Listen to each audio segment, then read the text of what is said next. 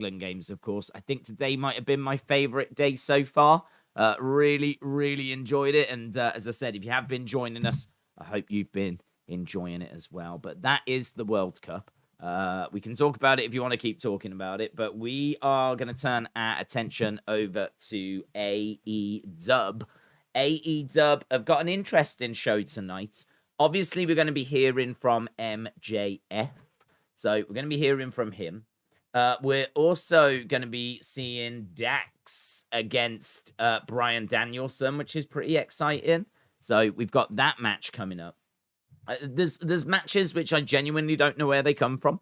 I'm guessing they're just made on like Rampage or something. So yeah, I don't know where they come from. But we've got Ricky Starks taking on Ari Daivari. So we've got that tonight. We've also got Dax taking on Danielson. We've got that tonight. We've got Willow taking on Willow Nightingale. She's taking on, I believe, Anna Jay. We've also got Samoa Joe against AR Fox. That's for the TNT Open Championship. AR Fox is All Elite. That was tweeted out by Tony Khan. We've got a Jade Cargill title celebration. We're going to hear from MJF, Bryan Danielson and Dax, Willow Nightingale against Anna Jay, and of course we've got Death Triangle against the Elite. This, I believe, is match number 3 out of their best of 7. So we've got that coming up tonight as well. So that's the card that I've seen. I haven't seen anything additional to that. It's still pretty, quite a fair bit of stuff there. So we've got a lot to look forward to. And it should be pretty good. I think hearing from MJF is going to be very interesting. I would love like a real significant talking point. I don't really feel like I got that last week. I know the William Regal walked away. That was sort of a talking point. Like he just walked off and we wondered if he was leaving, but mixed reports have come out since. We saw there was rumors that he had got signed for a year. Then there was rumors that it was potentially 3 years. Either way, I don't think he's leaving AEW, or certainly not anytime soon. And so I'm not sure that we said goodbye to him last week. I don't think we said goodbye to him, even though it did definitely feel like we were. I don't think we did. So either way, I expect to see more of him. And this week, we're going to be hearing from MJF, who received an email from William Regal. And he's going to read that email to us. So we're going to find out what was said in a secret email exchange. So that should be, look, any MJF segment is going to be fire. But it's been a little while since, we haven't seen him since he won the title, have we? So should be good. In other words, Meltzer doesn't have a clue, says James. Do you have England making the semi-finals? I have England making the quarterfinals. And then I think that England have got a good chance against France. I don't know that I can be arrogant enough to say, yeah, we're going to get past France. Like, what I would say is that a lot of people have us going out of the competition at that point. And I think that if England were to get past France at that point, that would really mark a big moment and a big achievement. And I think really anything after that would be seen as a success, to be honest. I think if England were to get past France, that really is a result that you could hang your hat on. That really is a result that you could say, we achieved that. At the World Cup, we got out the group. We managed to beat Senegal, and winning a knockout game is always difficult. It had actually, been quite a while before England, since England had won a knockout game before the last World Cup. And I remember Gareth Southgate saying that their goal for the last World Cup was to just win a knockout game. Like, that's all they wanted to do. Like, England kept thinking about, like, this might be the year we win the World Cup. But Gareth in 2018 was like, we just want to win a knockout game, because we kept going out in group stages. We kept going out in the first knockout games. So they just wanted to win a knockout game. We managed to get to the semi-final. So massively overachieved compared to what the expectation was. This time, it's hard to know what the expectation is. I don't think too many people genuinely think we're going to win the World Cup, but I think a lot of people think we've got a chance. And I think that for England, it's going to be a case of, yes, we should definitely get past Senegal, right? Can't take them for granted, but if we go out to Senegal, that's a disappointment. And then after that, it's France, and that is bring it. Bring it. So excited for that. Just bring it, because do you know what? Not scared, not afraid. Bring it on. We've got a fantastic set of players. Let's we're going to be up for it. They're going to be up for it. It might just be a moment of magic that separates the teams. And honestly, that magic could come from Mbappe, but it could come from Harry Kane. It might come from Griezmann, but it might come from Rashford. It might come from Tchouaméni, but it might come from Bellingham. So, do you know what I mean? It's so good. I'm so excited for this next stage of the World Cup. And my American friends, we're doing your games as well. So on Saturday, we are going to be doing Netherlands versus the United States of America. I don't know what time it is on Saturday. I don't know if it's a great time for America or not, but we are doing that game as well. So looking forward to the next part of this tournament. I think the first part of the tournament is always really like an introductory kind of stage. Like, you don't tend to lose the big nations at this point, but there can be at least one that do struggle to get out of the groups. So far, all the big nations have got through, with the exception of Denmark and maybe Mexico. Denmark and Mexico are two that have fallen at the group stages. Outside of that, I think all the big nations have got through so far. Tomorrow, we could lose Germany, and we could lose Belgium. Very much we could lose Belgium. But Germany is also someone that's in a bit of peril. Think they'll get there, but games tomorrow are interesting. And as we said, those knockout games start on Saturday and Sunday, and we're doing every game now. There's not a game that we don't do now. So we're doing every game. If the World Cup's on, we're live. And we're doing all the knockout games. We're doing every round of 16. Then we do all of the quarterfinals. We do the semifinals. We do the third place match. We do the final. We do it all. So we're doing all of the rest of the World Cup. And in all fairness, we've done the vast majority of the World Cup. But there have been a few games that we've missed where they've been on like super early. But those early starts are gone now. They're done now. So USA for the win, said Mosey, the wrestling god. It's not the best time for America. It's 9 a.m. Oh, that's a bit of a shame. The only thing I would say is that there were even earlier start times than that. So I think the 9 a.m. is not brilliant at all. But it could have been worse. They could have gone even earlier than that. So at least it's like, do you know what I mean? Get to bed at a decent-ish time. You should be able to get up. No one wants to get up at that time on a Saturday, really, but hey-ho, it should be good. And honestly, I give you a great chance. I've watched all 3 of Netherlands' games. I ain't been that impressed. I really haven't been that impressed. I think they're good to very good all over the pitch, but I think that your performance against England was absolutely fantastic.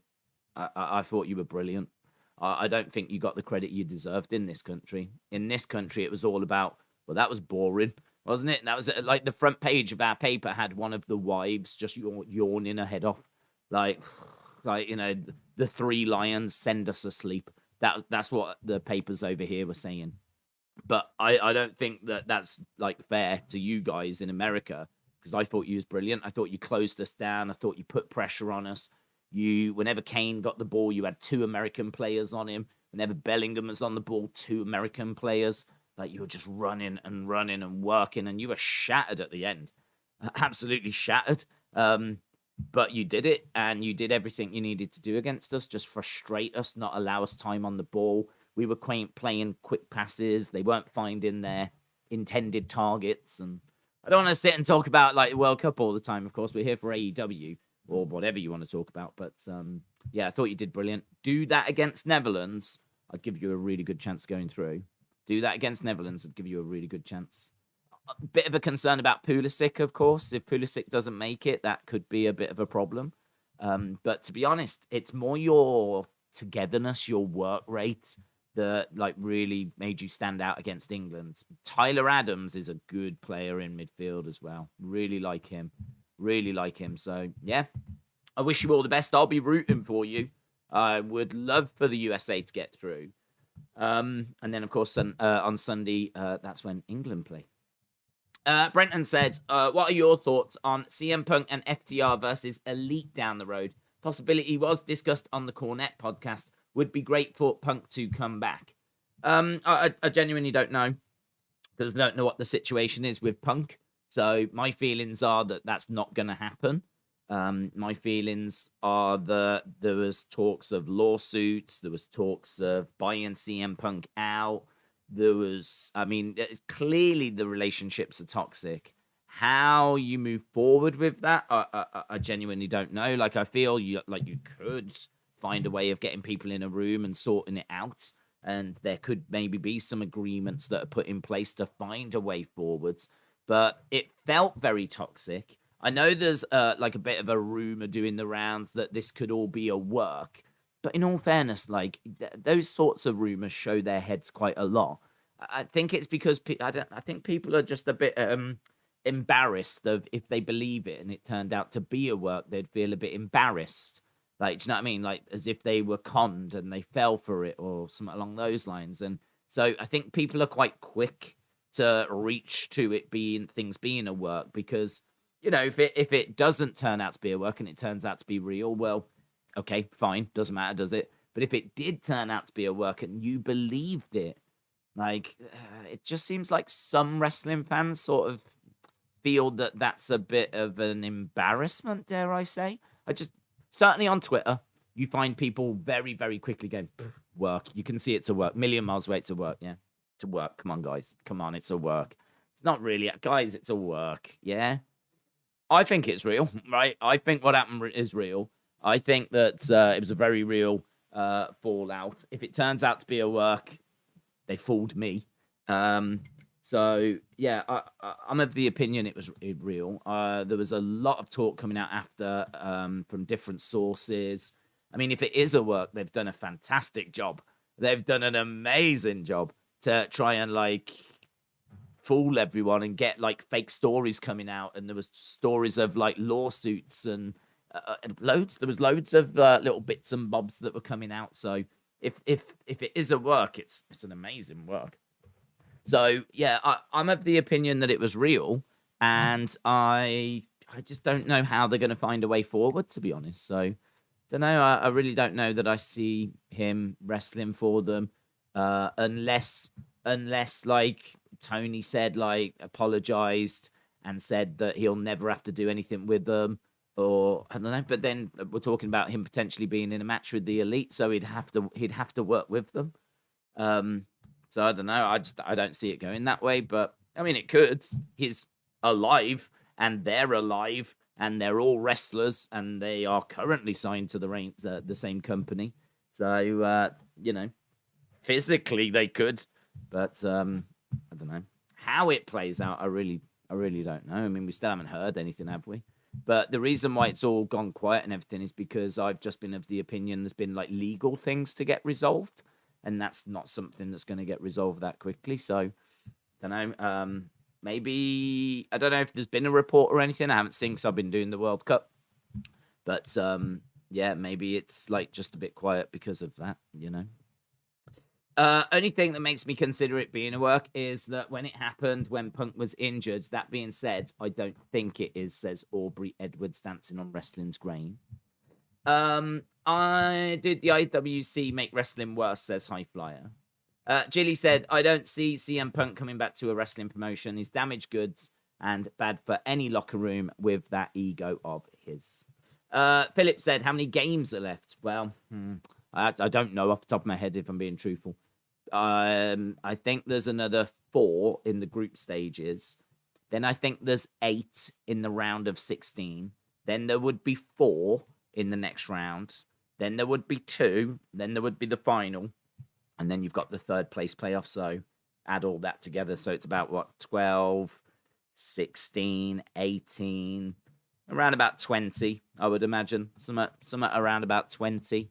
So we've got 4 tomorrow. 2 get played at the same time. And then later on, another 2 get played at the same time. And then we're into the round of 16.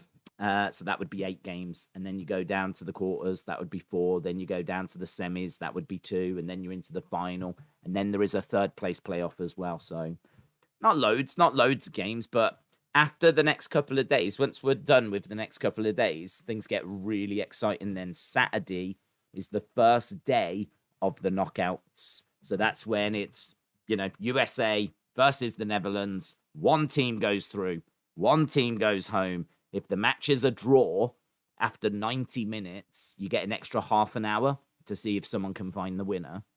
And if it's a draw at the end of that, penalties. Like, one team has to go through and one team has to go home. And all the matches are like that going forward on Saturday. So we kind of start like the next phase of the World Cup, if you will. It's very exciting. I suppose in a way, it's a bit like in basketball when the season ends and then you get to the playoffs.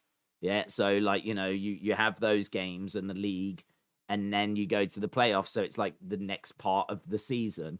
Saturday is the start of the playoffs. So Saturday is when things start getting really serious, if you will. So yeah, exciting.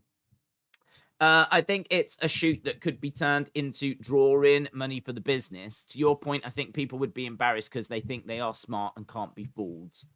Yeah, I think people, to be honest, I mean, I think that a lot of people on Twitter are young. I think, honestly, Twitter would be a completely different place if you was forced to have a profile picture bigger, right, than just a little tiny thing you can't quite see.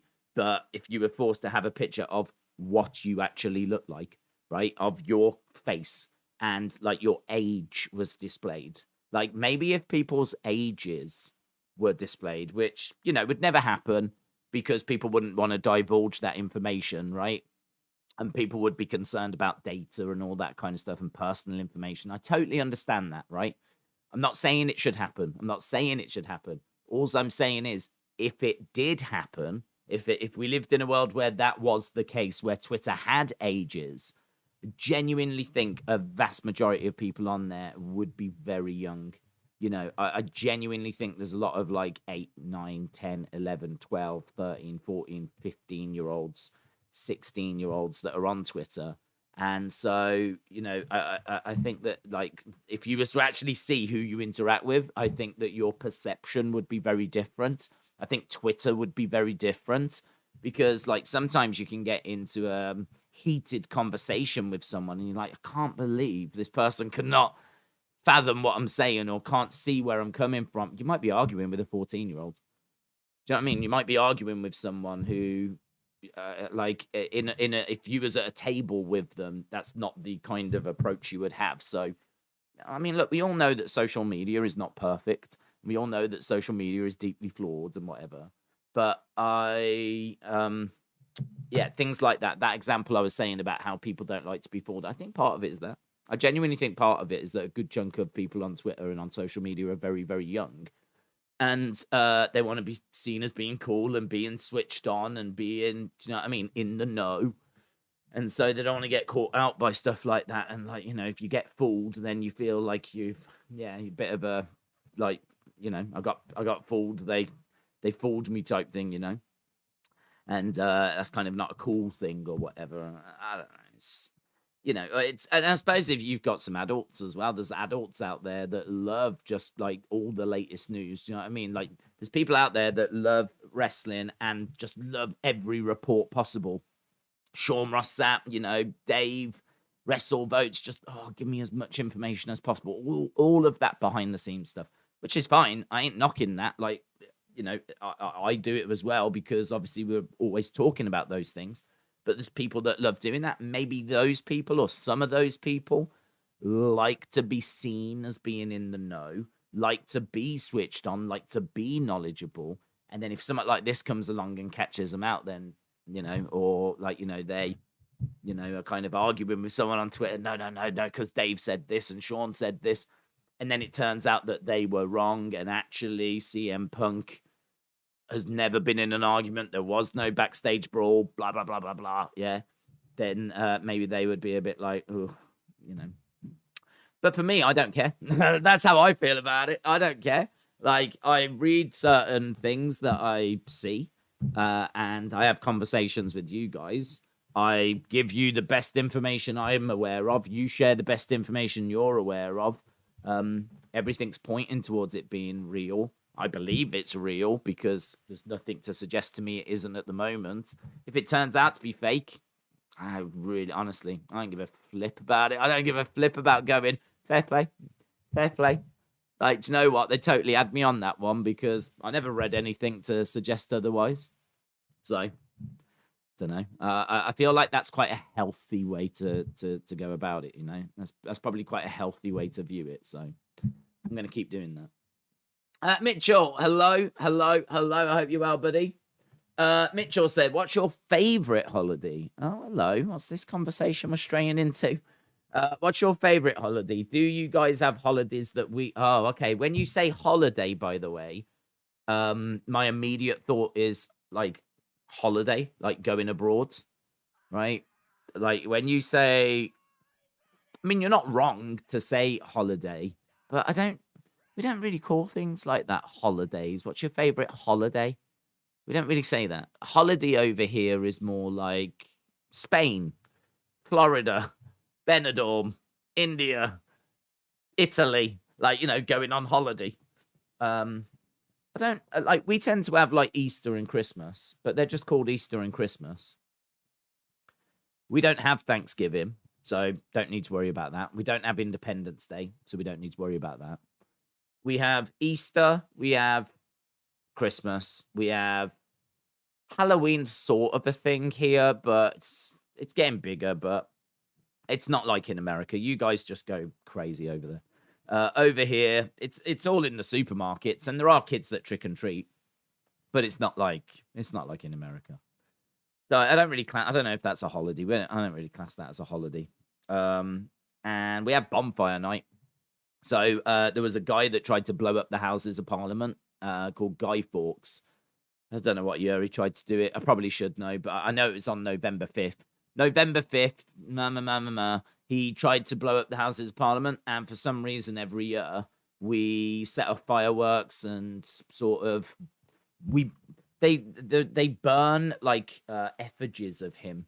So, but the burning of the guy, they'll have a bonfire and they'll have like some kind of a burning thing on it, and sometimes they can be celebrities that they put on there as it's there's no malice in it. It's just a bit tongue in cheek. Like I've seen loads where they've burnt like, you know, image of Boris Johnson or whoever the prime minister is at the time, or if there's a celebrity that was caught doing wrong, maybe they would be burnt on, you know, on a bonfire somewhere, their likeness. It's not like, I know it sounds sinister, it sounds like the flipping witch trials, but it's not, you know, it's just a bit of light-hearted fun. There's no malice to it or anything. It's like a cheeky thing, if you will. That gets celebrated. So normally on the 5th of November, you'll hear people like fireworks going off in the sky, and you can go down the local park and there'll be like a bonfire and firework display. So we have that. I mean, there might be something else, like I'm thinking Pancake Tuesday. Do you know what I mean? Where you have pancakes. That's in the run-up to Easter. That's it. I mean, honestly, there's St. George's Day, but we don't really celebrate it. I mean, you sort of celebrate it, but you don't. Well, I don't celebrate it. I couldn't even tell you when it was, but that's our patron saint. So, you know, like St. Patrick's Day, they have in Ireland, they celebrate that, as is St. George for England. I ain't got a clue when that is. And we don't do anything for it. I don't even think he was English, to be honest. And I think he killed a dragon. I'm fairly sure there's never been dragons. So the whole thing's just a whole lot of, do you know what I mean? It's a whole lot of Game of Thrones. So yeah, it's not really a holiday thing. What's your favorite? We don't celebrate. I would imagine you don't celebrate Thanksgiving. No, we don't celebrate it at all. It's not even mentioned. I couldn't even tell you when it is. Independence Day and Thanksgiving, I cannot even begin to tell you. They just do not exist. They're just not things. It's not even a case that we don't celebrate them like you do. We don't celebrate them. There's nothing there. Like this year, it was on a Thursday. It was Thursday. That was it. It was Thursday. Like, that was it. It was Thursday. If it wasn't for Black Friday, I wouldn't have even known when it was. So, Yeah, we don't celebrate it.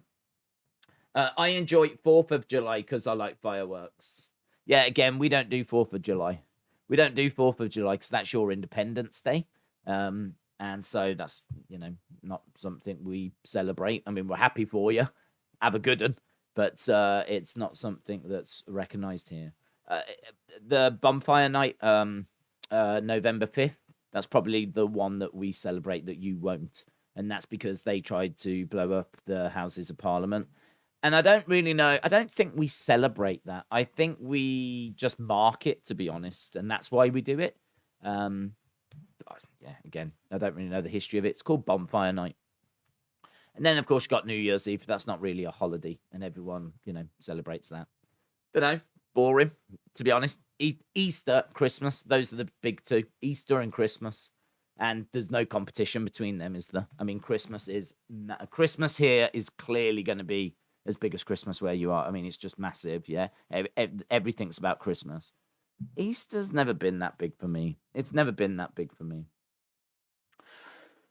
I think it's big for a few people, but I mean, like, what do you do for Easter? I mean, literally, I will maybe get an Easter egg. I'll treat myself to an Easter egg. That's it. That is it. That is it. There is nothing else that happens on Easter. Obviously, other religions are going to have other answers, right? So you might have some of our Hindu friends, Jewish friends, Muslim friends that obviously celebrate other holidays. But I'm just talking from my perspective. That's kind of how my year goes, and it's really dull. So hopefully that answers your question, Mitchell. Dalmar said, "Do you think the UK will break up?" What's going on? What's all these random questions? Do you think the UK will break up considering Scotland is trying to seek independence after the disaster that was Brexit? Says Dalmar. I mean, look, I can't tell you what's going to happen with the UK because how do I know? I have no idea. That is, something that's much bigger than just me. And I mean, all I can tell you is that I love the UK and I love the fact that we are a unite. I think that the world is a massive place. Yeah, it's a massive place. It's a dog-eat-dog world. Everyone's trying to get the best for their countries, understandably so. Yeah, everyone wants the best trade deals. Everyone wants to have great relationships so that you can have, like, little extras or whatever. You scratch my back, I'll scratch yours type deals. And the world sort of works that way, And I sort of feel like the world is big and there's lots of pitfalls and there's lots of politics. I mean, as we're seeing with the Ukraine and Russia and NATO and, just all that kind of dynamic. And you look at that and you just look at everything else that's going on. And I just think, like, man, having, like, Scotland, Wales, Ireland, England together, united under a, whatever the umbrella is, whatever that umbrella is, yeah, whatever that union is. I mean, we're always going to be joined, right? It's not as if we're going to cut the country off and they're going to sail away. So we're always going to be joined, and we're always, you would hope, going to have common interests. I'd hate to think that, like, I know Brexit was a dividing factor, but, like, we're very united on things like Ukraine, for example. I mean, could you imagine if Wales sided with Russia, right? Like, you're just not going to get that type of a thing. That's not going to happen. Like, we're all British. We all kind of think the same when it comes to those kinds of things. Brexit was obviously a bit different. That definitely divided things. That was definitely a divider. But I just think, like, whatever that umbrella is, whatever it is that keeps Scotland, Wales, England, Northern Ireland, like, whatever that is that kind of keeps that together, like, I'm personally for it. I'm personally for it. Whether Scotland feel like they need more control and they need, like, more powers, like, from Westminster, maybe Wales feel that way. Ireland obviously have got a lot of, issues. I mean, oh God, where do you even start with that? We're not gonna, right? But there's a lot of stuff to take into account. But the bottom line is, like, I think the world's a pretty scary place, big and scary place, and I think that it's good to have that union and it's good to be united. And I think to see the countries go off and just be their own countries. And, we'll always be joined and we'll always help each other and everything. But I just think it would be such a shame to lose that. I really do. I think it'd be such a shame to lose it. So it's a little bit like if there's changes that need to be made, if there's things that if we need to put our big boy pants on and we need to have some serious conversations, then, they should be having those conversations. Because if it's a case that Scotland want more powers, because to be honest, I don't know how it's all like traded up and cut up. But if Scotland want more powers, then, that's a conversation that needs to be had. If Wales want more control, that's a conversation that needs to be had. But at the end of the day, if we're still under that umbrella and we're still united, like, for me, that's quite important. I think, like, we should be together. I would hate to see Scotland go off and just go and do its own thing. Do you know what I mean? And, like, I don't know what that relationship would be like then. I don't know. I don't think it wouldn't be a toxic relationship, but, like, I don't know. I just wouldn't like it. It would just be a bit like, feel like we were on our own against the world, and that would just feel a bit lonely, to be honest. So that's kind of how I feel about it. So yeah, look, Brexit was divisive. It was always going to be divisive. There was always going to be people that wanted to go left and some people that wanted to go right. So, I mean, that was the problem with Brexit. I mean, you was never going to get 100% on that, was you? So, Days, Halloween is huge in the UK. What are you on about? Obviously, nothing compares to the States, but it's still huge here. Well, I don't know how you put that into perspective. I don't know how you can, like, what you think is huge, I might not think is huge. What I think is small, you might think is big. And there's obviously many jokes we can make about that. But I think, like, if you watch, like, the Halloween films, not Halloween as in, like, the scary films, but, like, films that have got Halloween in them, like those Hollywood films, and, like, all the houses are decorated and there's, like, an army of kids on the streets, and, do you know what I mean? There's, like, children everywhere going from door to door, and it's, like, a massive deal. Like, that has never been my experience. That has never been my experience. Like, I when I grew up, I reckon I had maybe 2 people on Halloween night that might have knocked the door, and I swear I had years where there was no one.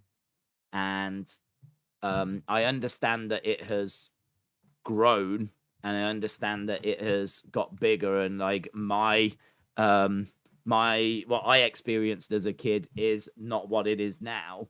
But I always think, like, if we're talking to people in America, and I know that we are, like, you're in a different league. Like, you are in a different stratosphere. It's not like it doesn't exist here. Like, it definitely does. And as I said, like, at the time, if you go into the supermarkets, it's all in the supermarkets. Like, if there's any way they can make money off it, they're going to make money off it. But I think to an American, you would probably look at what happens here and just scoff, would be my honest evaluation of it. Brenton said, according to Wikipedia, the year of Guy Fawkes was 1605. Great year. Don't know how much of a rap guy you are, but there's an epic rap battles of history. One video is about Guy Fawkes against Che Guevara. Well, it sounds like essential viewing. Shaquem said, end of the year ratings for Raw, 726, NXT 499, AEW. What's that? What does that mean? What's that mean? End of year ratings for Raw. What does that mean? The Supreme Court squashed the Scottish latest referendum request, said Bahamas. Yeah, that is true. I did see that. Again, we ain't getting into politics. Yeah, we're not going to get into politics. But I'll quite happily tell you that I would love for the United Kingdom to stick together. I'm quite happy to tell you that because that's something that I do, like, believe in, and, like, that's something that I'm proud of, is the United Kingdom. So I'm quite happy to say that. But, like, getting into, like, the rights and the wrongs and the do's and the don'ts and all of that kind of stuff, like, that's for a different channel. Yeah, that ain't for us. That's for a different channel. I thought we didn't do politics. Yeah, as I said, I'm quite happy to say that I would love to keep the United Kingdom together. I got no problem saying that. But we ain't getting into the minutiae. Not expecting you to stream this, but are you planning on watching Wrestle Kingdom? Oh, am I planning on watching it? Nicely worded. Nicely worded. Am I planning on watching it? Am I planning on watching it? I honestly don't know. I honestly don't know, to be honest. I have watched it in the past, but since they stopped me from streaming it, did I watch it? I don't even know if I watched it last year. I don't know if I watched it last year. I think I might have. Do you know what? It might get a passing glance, but it's not something that's really high on my radar. I'm not up to date with the stories. Since Kenny and the Bucks left and AEW started, my viewing of New Japan has greatly diminished. And it's weird because I was never like a crazy Young Bucks Kenny fan. I was never like so into them that it was like, oh my God, I've got to watch New Japan. But like there was just so much buzz around Kenny and Okada that you would tune in and like you would see the Bucks, of course. And then you would see like Gorillas of Destiny and Bullet Club. And you would see Takahashi and Tanahashi and Naito and, LIJ and blah, blah, blah, blah, blah. And so like, all these, you get used to these characters. And so it was quite easy then to just, stick with it, follow a few stories, come back for the Wrestle Kingdoms. But since AEW started, I've just found that my viewing of it it's stopped. I mean, I can't even say it's like gone down. It's just stopped. So yeah, I mean, I really don't know. It's not something that's really on my radar that much. And then add in the fact that whenever I try to stream it and do a watch along, I get hit with copyright strikes. It's sort of like it's just another kick whilst I'm down, really. So I don't know. It's not massively on my radar, to be honest. Do you find yourself being more interested in AEW or less interested? I really don't know, I think that AEW have gone or are going through a bit of a lull, if I'm being perfectly truthful. And I think that they needed a bit of a reset recently. They got that reset with putting the belt on MJF. You see, I'm not the biggest Moxley fan. I don't mind Moxley because I'm someone that loves put that guy in there with that guy. Let's have a fight. Let's see who wins. And Moxley really does embody that, doesn't he, in all fairness? Love him, hate him, say what you want about him, but he is someone that is going to just give you everything when he steps between the ropes. And I really respect that. So I don't hate Moxley, but I don't find myself really enjoying his matches. I don't find myself getting lost in his matches and just really like going on a journey. I don't find myself like being drawn into them. Like, there's been some all right ones, but there's been plenty that I've just been like, nah, this isn't not doing it for me. So like him being champion was just a bit like, not that bothered, to be honest. MJF, I'm very excited about seeing what he's going to be like as champion. So I think that was an exciting step forwards. Jamie Hayter, everyone knows I love Jamie Hayter. I am a fan of her. So that's great. The Acclaimed, I loved their matches against Swerve in Our Glory. I just want to see if they can do it against other opposition. So at the moment, I'm loving the champs. Bryan Danielson, of course, is great and love watching him as well. Now the Elite are back. That's interesting to see how they're going to be used. So them being back, I think, gives the show a bit of star power. When they come out, it feels like a moment. So even though I'm not the biggest Young Bucks fan, I don't mind Kenny. I really don't mind Kenny. I've seen plenty of Kenny matches that I've enjoyed. And so, like, it's nice to see Kenny back. So I'm into that. I feel like we've gone off the boil with Wardlow. Saraya, she did well in a match, in all fairness. Did a lot more than I was expecting. But it'd be interesting to see where we go with her now because she's had the match with Britt. So what's next? Like, it really feels like her and Britt is the big match. Don't really know what we do next with Saraya. So I suppose I'm quite interested to see what happens there. So, I don't know. I don't know if I can really answer your question of am I more or less interested in AEW than, I don't know, earlier this year. I would say that recently it's been less. But as of right now, it's maybe back to being the same. Because I think what we got at the last pay-per-view was the refresh that we needed. I think that was the refresh that we needed, so. Hope the Elite win tonight, said Daz. James said Moxley matches can be the same. They're a bit violent, and bleeds in 5 seconds and repeats. Yeah. I mean, I think I love matches that have got that kind of drama to them. That this person's in peril. Are they going to be able to come back? Digging deep, like, oh my god, they've just took a big shot. They're down. They're selling.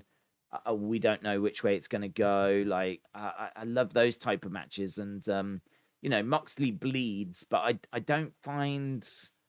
I struggle to find the drama. I struggle to find the connection. I struggle to find myself getting lost in his matches. Like, he has a match, but I don't really feel like I'm along with him for it. I don't feel like I'm on that journey with him. I don't know. I can't quite put my finger on why, if I'm being honest. I suppose I've never really analyzed why I feel that way. But I do just find that I feel that way with his matches. I mean, I think if I really wanted to get an answer to this, I think I would sit down, I would watch his match, and I would make notes about, like, how's the start gone? How engaged am I? Has anything happened to kind of disengage me?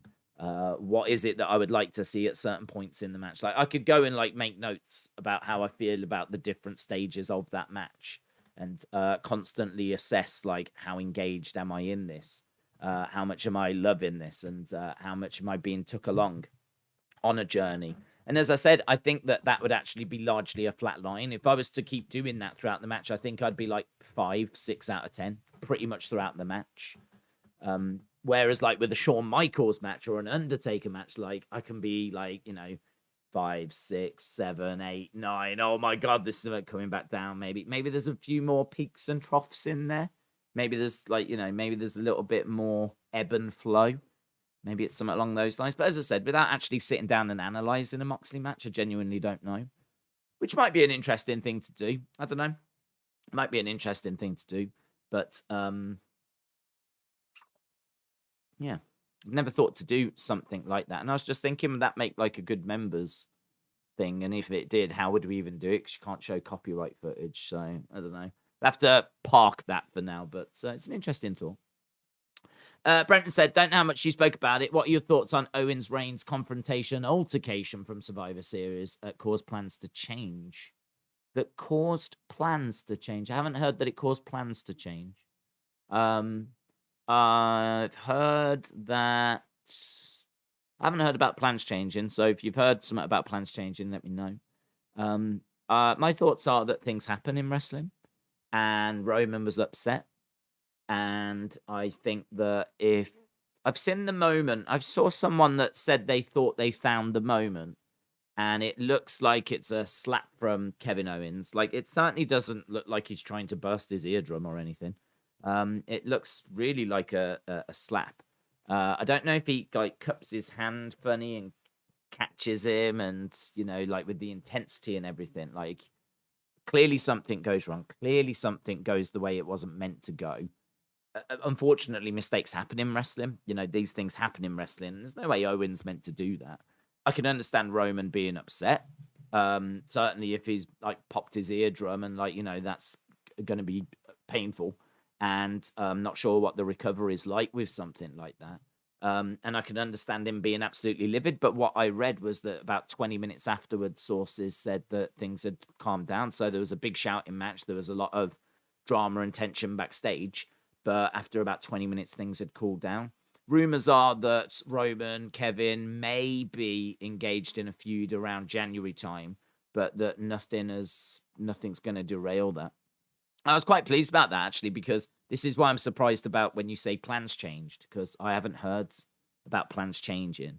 All I'd heard was that about 20 minutes after everything was all right backstage, and the plans for them facing each other was still fine, and everything was going to go ahead, which I actually thought was really positive, because I did think to myself, if that was AEW, this definitely would have blown out of proportion. This definitely would have gone a lot more sour than it seems to have done here.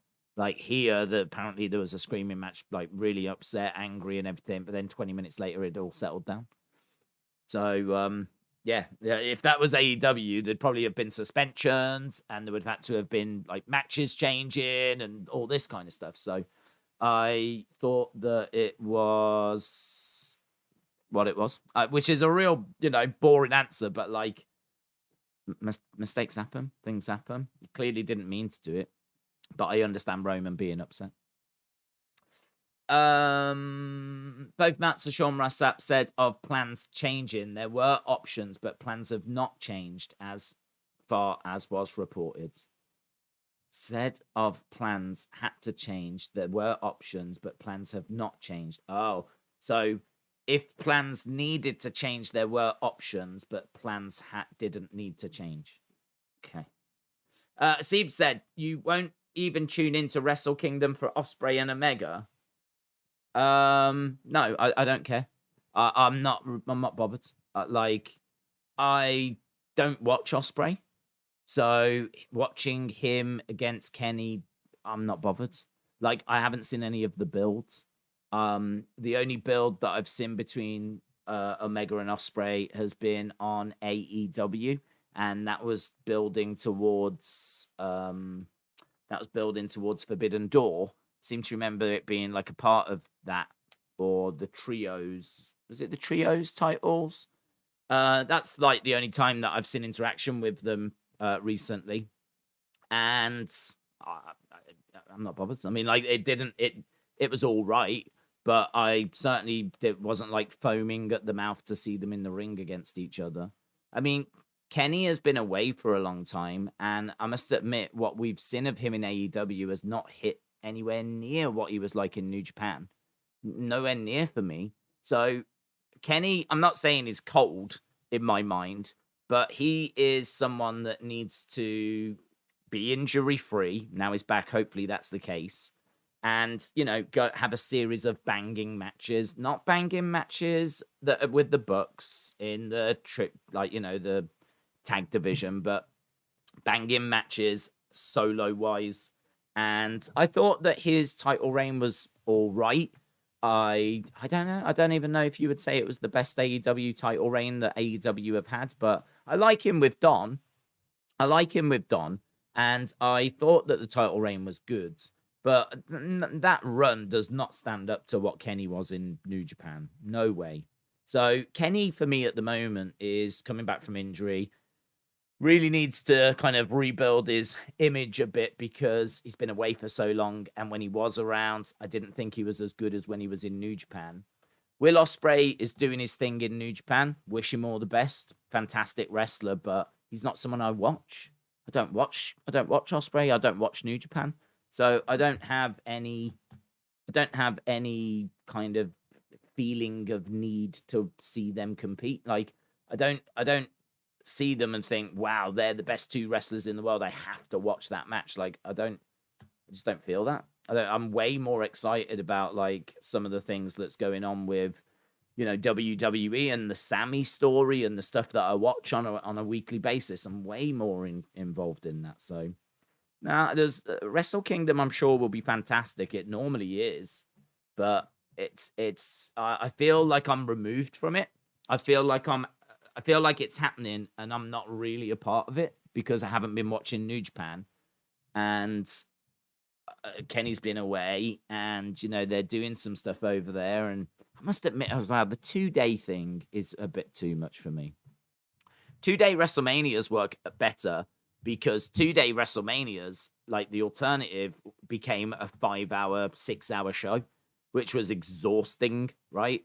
I would love a 4-hour WrestleMania, just one day, 4 hours. That's all you need. Yeah, just the best of the best.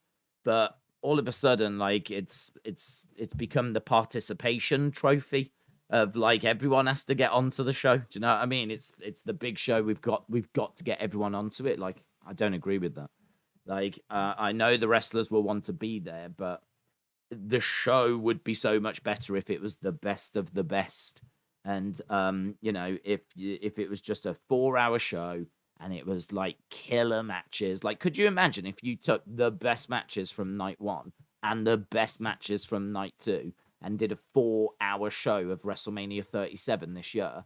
it would have been a banger, man. That would have been like maybe one of the best WrestleManias ever. But instead, it's like watered down because there's just so many matches. There's so many things that happen. Like, or you have to sit through all the superstars. And I sort of would much prefer if it was just one day and it was like 4 hours long rather than 2 days. But I'll take 2 days over a 6-hour show, which they did for WrestleMania 35, and I was shattered by the end of it. And I sort of feel with Wrestle Kingdom that that's 2 days, and that's like, quite long. And if you don't watch it like all the time, like it's just a bit too much for me. So if that was like a 1 3-hour show that I could tune into and just watch, then maybe that would be more accessible for a casual viewer, which I now class myself as a casual New Japan viewer, because I mean, I don't watch it, so I have to be a casual New Japan viewer. So yeah, maybe if it was like shorter as well. So yeah, I'd say there's a few reasons as to why I'm not like chomping at the bit to watch it, What pay-per-view would you say is AEW's version of WrestleMania? We've had that conversation before. I think it's like All Out or Double or Nothing. I think it's one or the other. All Out or Double or Nothing. Because All Out is obviously what created them with All In. And that's where they got signed. And I think that obviously connects back to that. And then Double or Nothing was the first show they did when they actually started the new company. So for me, it's either of those. I do think it's maybe a little bit of a mistake to not make one of them the big one. They don't really do that. Like, they all feel largely about the same. Like, I think All Out and Double or Nothing are seen by the fans as being the two.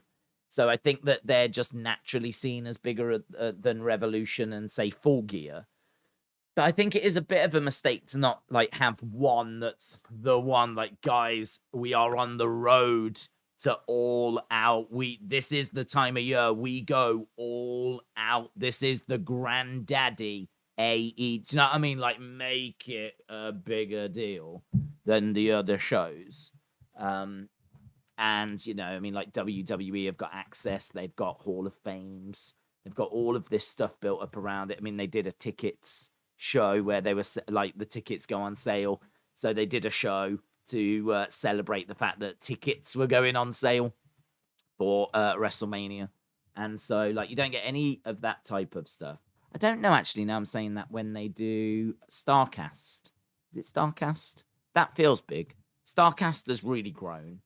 I don't know what one that's connected with, but maybe like they could incorporate that and do an access. Maybe they could start a Hall of Fame. Like, I know they've only been going for 3 years, but you tell me of anyone that would have a problem with Brody Lee going into a Hall of Fame. Like, you tell me anyone that would have that issue, because I don't think they exist. So, like, you could maybe look at just putting one person in and honoring one person. And, I think that could be interesting. And like, you could put Brody Lee in this year. Next year, you could put in Dustin Rhodes, for example. And, I'm sure that you can find people that can go in that you could honor and make a big deal out of. So I think that would be kind of nice if they was to do something along those lines. But it's either All In or Double or Nothing for me. There's AEW have their 4 pillars. Who would you say are WWE's 4 pillars, said WrestleBuzz. Who are WWE's 4 pillars? That's a hard one to answer, because are we talking about the 4 pillars for the future? Because the 4 pillars in AEW are like seen as future, like AEW originals. They're not necessarily the biggest stars, because, CM Punk was not a 4 pillar and John Moxley wasn't a 4 pillar. But the 4 pillars were like the homegrown AEW future stars.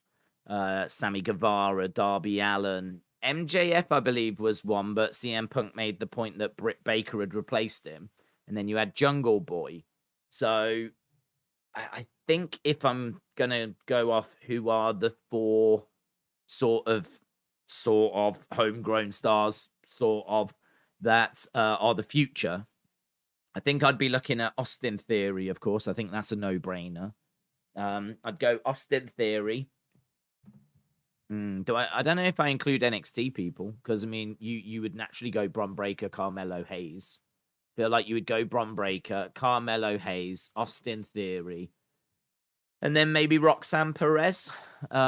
She is 20, and she's obviously doing so well. I could see her being a big star for 15 years. 20 years time, like I could see her easily. Actually, she's 20. I can definitely see her compete until she's 40, but say 15 years till she's 35. So yeah, Braun, Carmelo, Austin Theory, Roxanne Perez, which feels like a boring answer, to be honest. I mean, obviously when Gable Steveson starts, you might want to include Gable Steveson. I don't know if you want to include I don't think you'd include Gunther. But Gunther ain't been around for a while. I don't know how old Gunther is, actually. How old's Gunther? How old is Gunther? Like, how much Guntherness are we going to have in the future? That's an interesting question. He is 35. That's interesting, that is. He's 35. So that means that he can be around for another 10 years. He could do another 10 years. Does that make him someone for the future? 10 years? I mean, if you think that the Shield began 10 years ago, and what we've done with Seth and Roman in the past 10 years, if you can get Gunther to the age of 45, which I don't think is, a big challenge, that's interesting. How old's AJ Styles, just to put things into perspective? AJ Styles right now is 45. So AJ Styles is 45. So can we get Gunther 10 years and get him to the age of 45, which is the same age as AJ Styles? Yeah, I think we could. So I won't put him as a pillar, but we've still got plenty of Gunther to enjoy. Wrestle Andy said Braun, Rhea, Theory, and Scripps. Hang on. Have I got? Yeah. What I love about Wrestle with Andy is he lurks in the shadows, right? He lurks in the shadows. That's got nothing to do with this stream. That's just something he does. He lurks in the shadows, and then when he's got a way of just slipping Scripts into the conversation, boom, straight in there. Love that. Well done. What I want from AEW right now, I want better for Brian, said Trini. From WWE, I want title shots, and I want a win for Rhea. Primo said, if you go to the WWE roster, they've got a lot of talent over 40. AEW has got a lot of young prospects. Yeah, but if you look at WWE, they've got a lot of young prospects as well. Rhea rightfully being pointed out. I don't think Bianca's that old. Liv is not that old. Look down in NXT, they've got, Cora Jade. They've got the likes of Roxanne Perez. They've got Carmelo Hayes. They've got Grayson Waller. They're dripping in youngsters. In fact, they're dripping in just wrestlers. They've got wrestlers everywhere. So WWE are not struggling on that front. If there were to be some retirements, you would not see panic from Triple H. Right, let's have a look, shall we? We're about to go over to the show. So let's go over to AEW. AEW. I'm a fan of Julia Hart, said Stuart. Bring the boom. Bring the boom. Right. Pyro shooting up in the sky.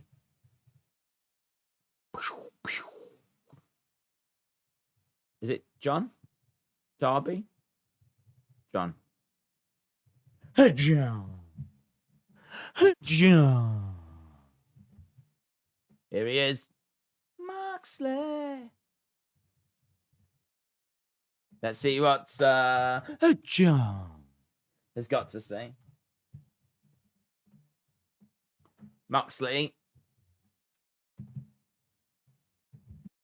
So I'm guessing Blackpool Combat Club is dead. James said Bob is better than the AEW roster. I'd be there with a sign that says Regal for life.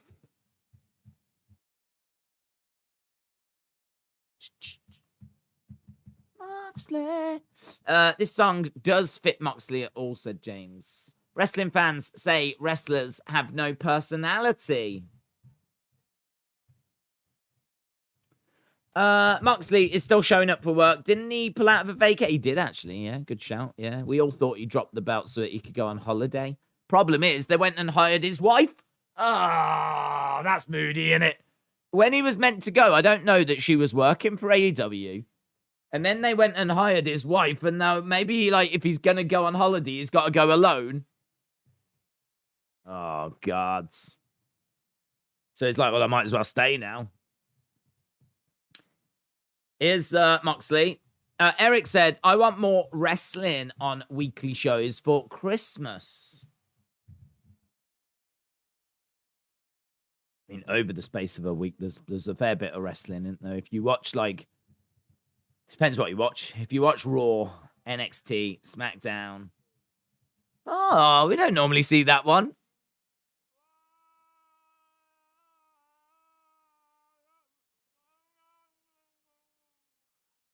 Yeah, that sucked. That sucked. Right, Mox in the ring. There's 3 certainties. Death. Taxes. And Jon Moxley. Death, taxes, and Jon Moxley. John. There's no one that can outwork him or out-hustle him. Clearly never met Cardi B. Are you still on Twitter? What happened with that? Oh, we've gone over it so many times. There is an account on Twitter. It's UFC Days.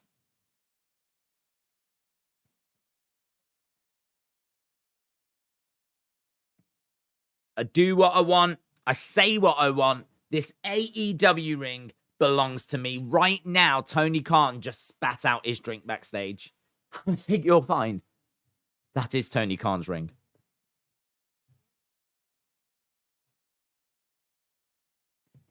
Look me in the eyes. Come out here and tell me different. Here is Hangman Page. Hangman Page.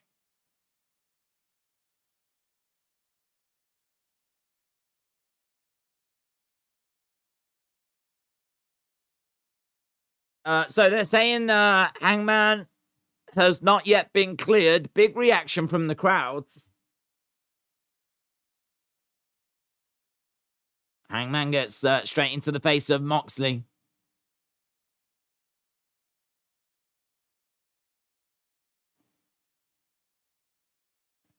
Hangman in the ring gets in the face with John.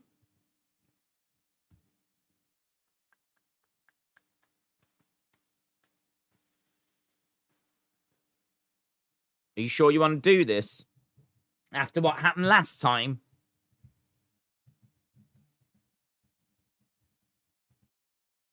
Do you not remember? Hangman nails Moxley. Yeah, he does remember. And there's a brawl into the railing goes Hangman Adam Page. Staff have come down. They've grabbed a hold of Moxley. So the commentators are saying that Hangman has not been cleared.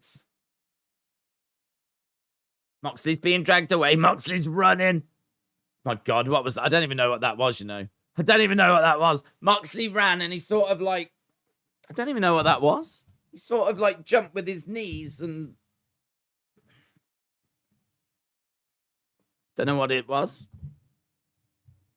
He was so desperate to get at him.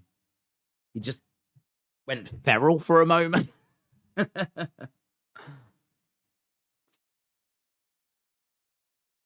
Oh my God, why are these security so bad at keeping these people apart? Why are they so bad? How many people are out there? How do they keep failing to keep these two apart?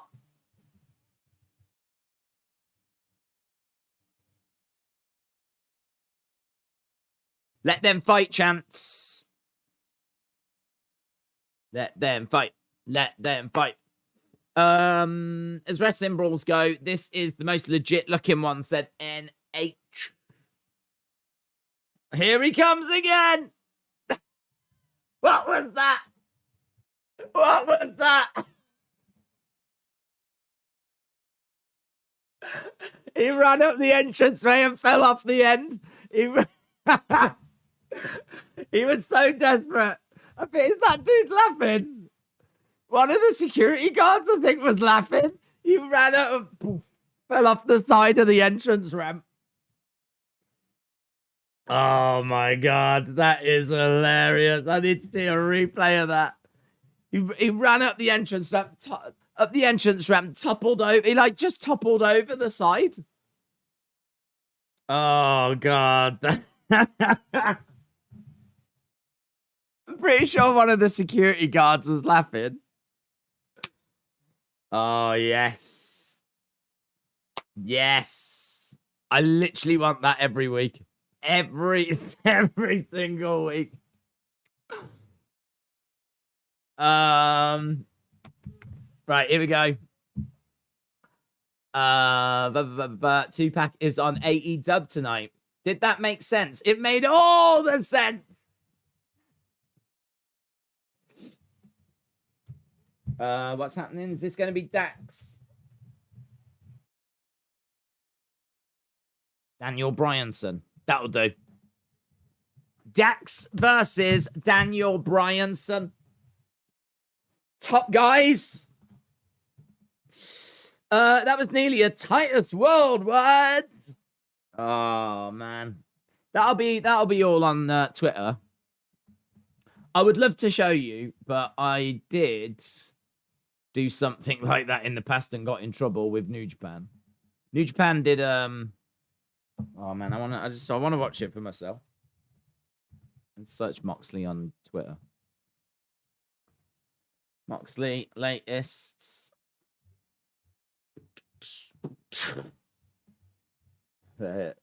People having fun with it. I don't know if the footage is there yet. American Giant. Yeah, so there was what's the story I'm looking for? New Japan did a show where there was an earthquake and the wrestlers were in the ring, and then like they have to stop the match and the room shakes, and there was about 10 seconds footage, if that, of no action in the ring, but like there's a ring, the wrestlers are on the outside of the ring looking around, and then you see the room shake on the camera. And so obviously I did a video like, earthquake hits Japan, wrestling show interrupted.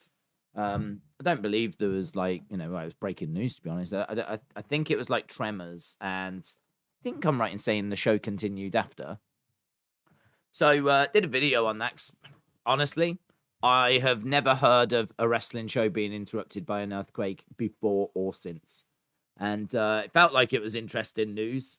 And so I took the 10 seconds GIF that was being shared on social media, made sure as well that I was talking and just had it in the corner.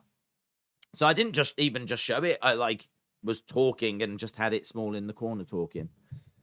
Like, this is amazing. Can you believe this happened? I've never seen this before. Blah, blah, blah, blah, blah. Yeah. And put it up. And then, I don't know, next day, something like that. Got a copyright strike for it.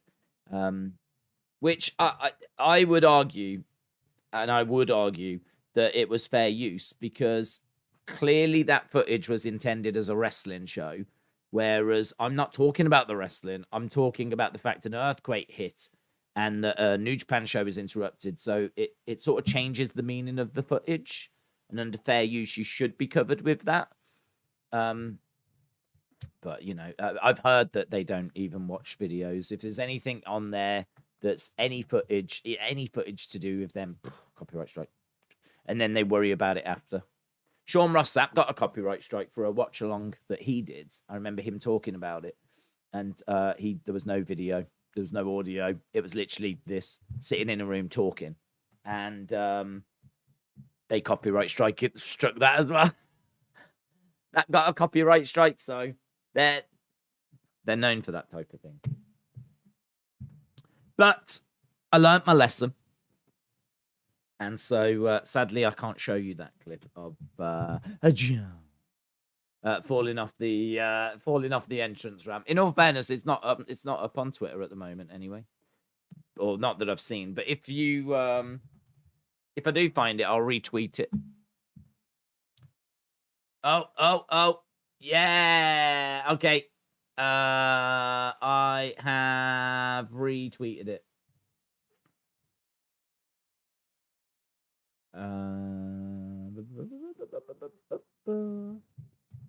I've retweeted it on the Wrestling Escape Pod, which I didn't really mean to do, but either way. Kicks coming into the midsection.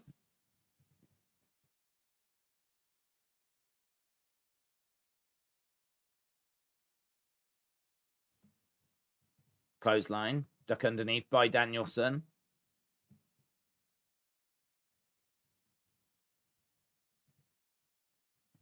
But look at Twitter. I tagged you in something.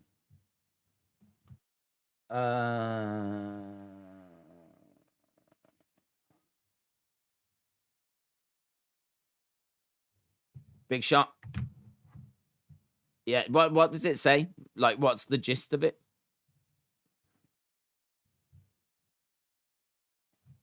Big shot.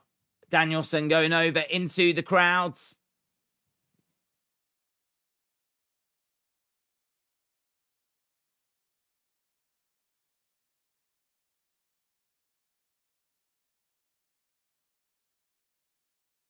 Paul said Earthquake beat up Hulk Hogan in that arena.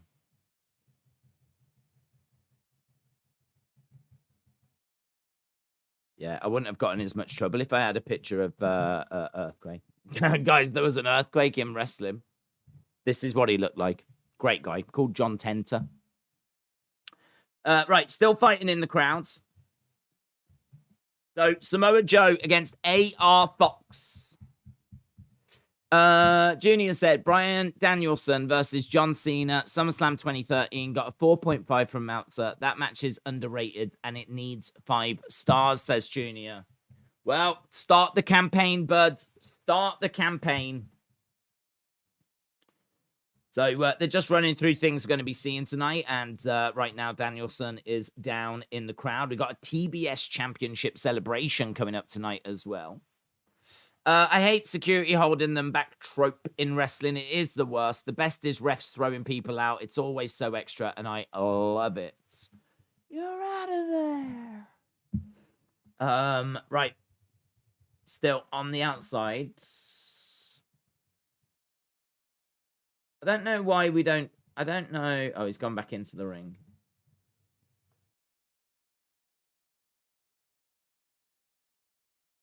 So Dax in the ring. Danielson trying to get in there.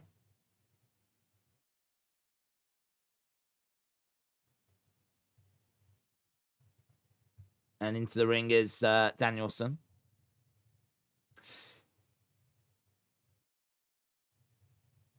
Okay, he's calling on Dax. I'll tell you what I was just thinking. I was thinking about the count.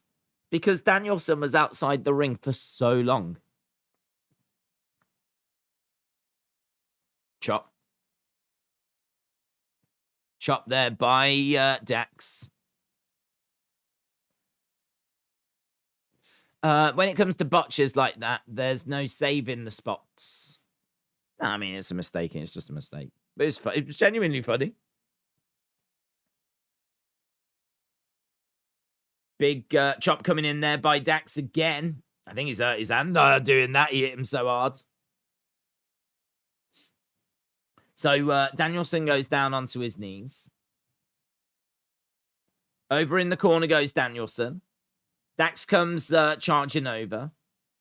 Forearm strike by Danielson. Chop coming in by Danielson. And again.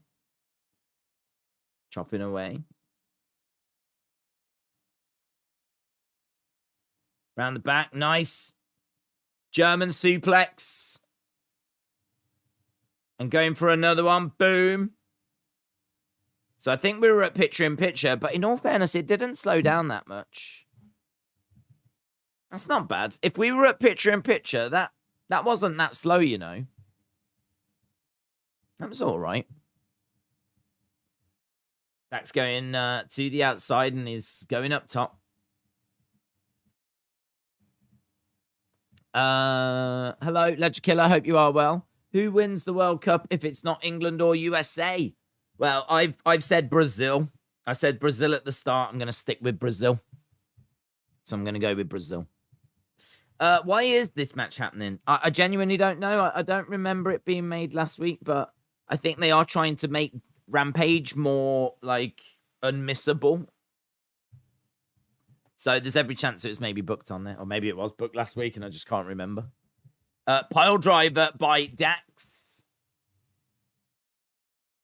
2. Shoulder up.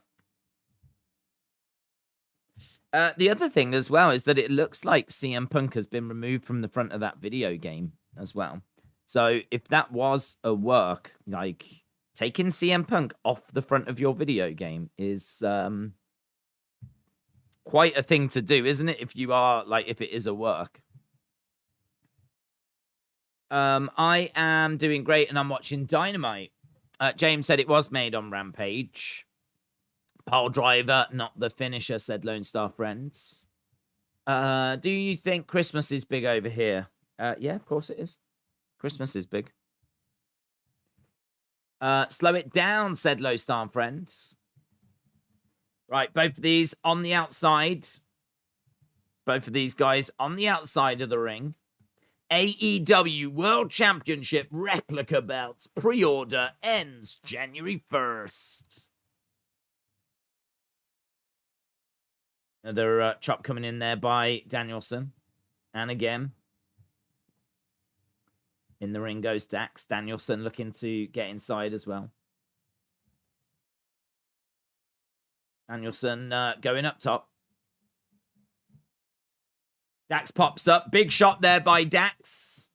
Danielson goes down into a seated position on that top rope. He's going to go for a superplex. Gonna go for a superplex. Shot coming into the midsection.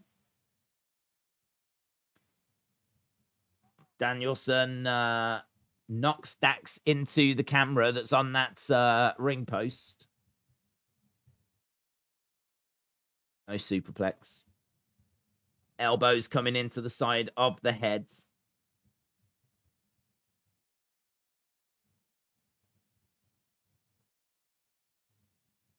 The point of the elbow landing in the center of the sternum. Dax holding onto the camera. I thought he was going to rip the camera off then, you know. Dax reverses, ends up with a crossbody, but Danielson reverses and shoulder up by Dax. There was a moment there where he was up top, and I really thought he was going to pull the camera off with him. Did you see the Kane allegations? I didn't know. What are they? Have you got any wrestling belts? I've got some, yeah. The one that I love is I've got, it's unofficial, but it's an unofficial replica. It's up there. Of the very, very first WWE Championship. The very first one from like 1963. It's around there. It's the one Buddy Rogers had. And it's the very, very first one. WWE don't make replicas of that, but I don't know why. I'm guessing they probably don't own the rights to it. I've got a feeling it was Buddy's own belt. I've got a feeling it was a belt that he won from a different, you know, like NWA, some kind of, you know, some promotion somewhere. I think it was an old United States Championship because it's in the shape of the United States. The main plate is in the shape of a United States. And so I think it was a US title that was just turned into a like world title. And obviously they would ultimately change it when Bruno would win and Bruno would get his belt, the Bruno belt. But yeah, I've got a replica of that first one. I probably should get a replica of Bruno's as well, actually. I really should do that. I should get a replica of Bruno's. Clothesline, but they're unofficial. WWE don't sell those either. But you can get them all on eBay.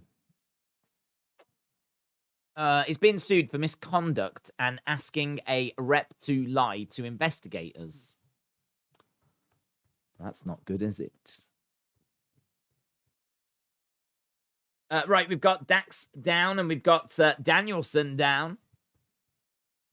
Danielson getting up to his feet. Danielson back up his chest again, you know, bright red, looking to throw in a kick, but Dax catches the leg. Big right hand. That was a lovely looking shot by Dax, you know. That looked good. Bounces him, slingshot off the ropes. Nice roll through. Lovely reversal by Dax. Kick out by Danielson. Kick there by Danielson. Dax goes down. Danielson looking to roll him over to shoulder up. Shoulder up. Jim is going to call this match 5 stars and somehow say that CM Punk is great for putting it together. Tahil said he is a politician, so nothing new. Corvid said Buddy Rogers' title was called the WWF US World Championship. Was it? I actually didn't know that. I didn't know what it was. I just thought it was the WWF World Championship. I didn't know it was called the WWF US World Championship. So that's interesting. I know that there's I believe it said United States Champion and they put an extra plate over the top to say World Champion. So I know that I know it was an amended belt. I know it was like a belt that I believe was personally his and they just ran with it. But that's really interesting. I didn't know that. I didn't know it was called the WWF World Championship. He only held it for like a very short amount of time, didn't he? I want to say like 30 days. And then dropped it to Bruno. I wish there was more from that era. I wish there was like documentaries about that era. Like, could you imagine seeing Buddy, like just backstage interviews with him and like some of the matches, some of the house show matches he was having at that time. Just like a bit of a documentary of that era. Oh, God, that'd be so interesting. That'd be so interesting. Shine a light on that era of WWE. I'd love that. 1, 2. 1, 2. Reverse Dax and Danielson just rolling. He's trying to transition to the label lock. The bell lock applied here by Danielson. Middle of the ring. The crowd are into this. And there we go. Dax taps. You can't quite see it from that camera angle. It was over the other side, but you could see it. So Dax taps. No blade job needed to get Danielson's chest red, said Alexis. Buddy Rogers tried to steal the territory from Vince Sr., says Paul. Yes. Thank you, Bryan Danielson. I must admit, I don't know loads about that, but I do remember hearing that he tried to steal the territory, take the territory. I do love that. I do love that era of wrestling.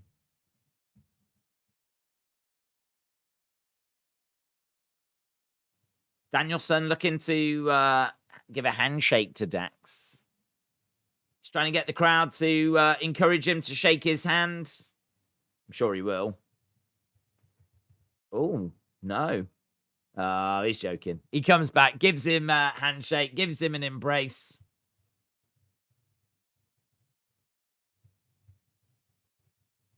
Taz is like, that was funny. There's big respect that these two have for each other.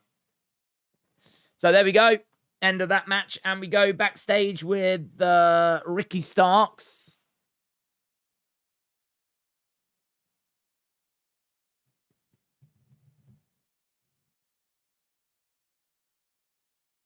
Ricky Starks has got a title shot at Winter is Coming.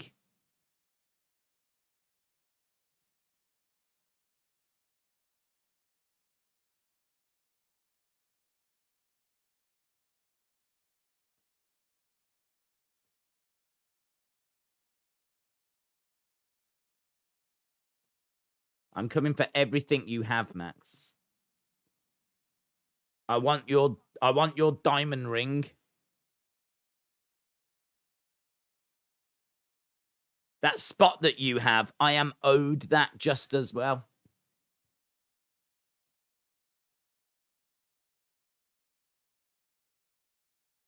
I will prove I am absolute. Commercial break. Even Days calls in Bryan Danielson. I do forget, in all fairness. I struggle with like the ex WWE guys. People lay into JR for it. I would do it, to be honest. When you're so used to them as one thing and you've said it year after year after year and you've spoke about them so much. I mean, we've spoke about Daniel Bryan so much on this channel. So much that like to now change his name is difficult. So yeah, I mean, like with Saraya, that's easy because it's a completely different name. So like with Saraya, I feel like it's just so different to Page that I don't think you would get that one wrong. Like Miro, I think I'm all right with because I'm not going to get that mixed up with Rusev. But I feel like the Daniel Bryan Danielson thing, that's just cruel, man. That's just cruel to me and cruel to JR. Once you're a boomer, that kind of stuff is super easy to mix up. Do you know what I mean? Like, if you want to change it to something else completely. Call him the American Dragon. Call him the American Dragon. I can get that fine. Not a problem. But like having to go, hang on, which one's first? Bryan Danielson. Yes, that's right. Because he was Daniel Bryan. And yeah, like my brain just can't do that. My brain can't do that. So I totally sympathize with JR. But the Miro Rusev one, that's easy. I've got my head around that. Saraya Page, that's fine. It's just that one that's like so close. Just that one that's so close. That's I've got total sympathy for JR on that. Boomers for life. Yes. Wrestling ways. That's basically what they did to Danielson, yeah. Yeah. Let's go, Dean Ambrose. Jono, shout out to you. Hope you are well. We are a quarter of a way through this show. I thought that was a fun first match. All ramp wrestling, someone put there. That's one of the bigger talking points tonight. Jon Moxley falling off the ramp. The WWE name, Daniel Bryan, was stupid. That's a NASCAR name, says Marty. If Shawn Michaels went to AEW, he'd probably be Michael Shawns. Michael Shawns. I'd be like, hang on. Oh, God, hang on. Is Michael Shawns in this one, isn't he? Yeah, that would throw me off as well. We are back from commercial break. Come on. I'd be known as Days Wrestling Son. That's what I would be. Right. Hangman Page is... Oh, we're fighting again! Backstage. Thankfully, we're on flat ground now, so there's going to be no falling off ramps or anything. Into Shutter goes Moxley. So now we've got more security trying to separate them.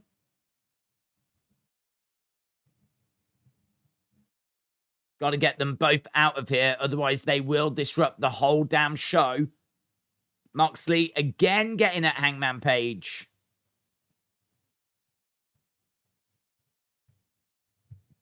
So, Taz said, I would love to see these two fight again. I've got a funny feeling that it's going to go that way.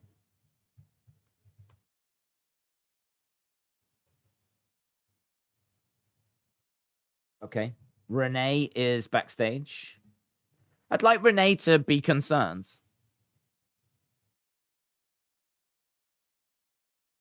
Maybe she doesn't know, in all fairness.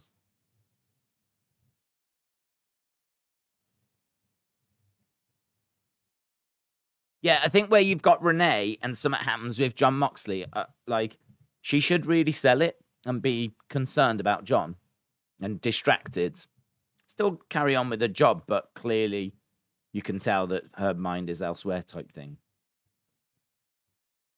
I feel like that would be true. I feel like that's how she would react. But here, she's in a different location, so she doesn't know.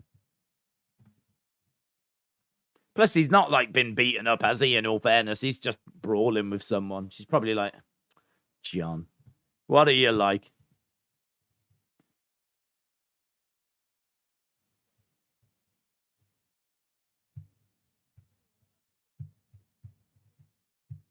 Cesaro.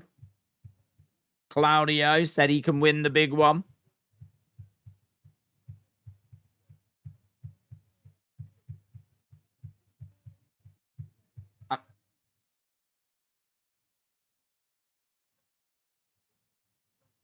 I came to AEW to prove I'm the best wrestler.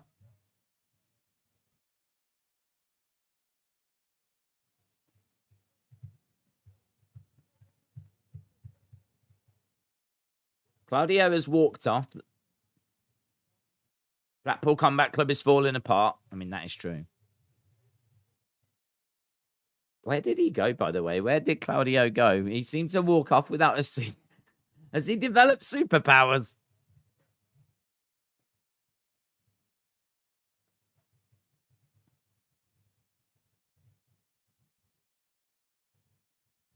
Where did he go, by the way? I wouldn't mind Hager getting taken more seriously. Maybe more of a fighter gimmick where he gets to the title picture. Yeah, it'd be great if he didn't wear his boxers during matches as well.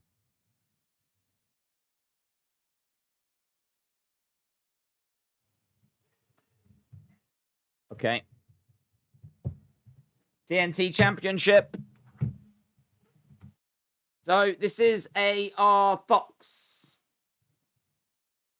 who was announced as All Elite earlier today, I believe.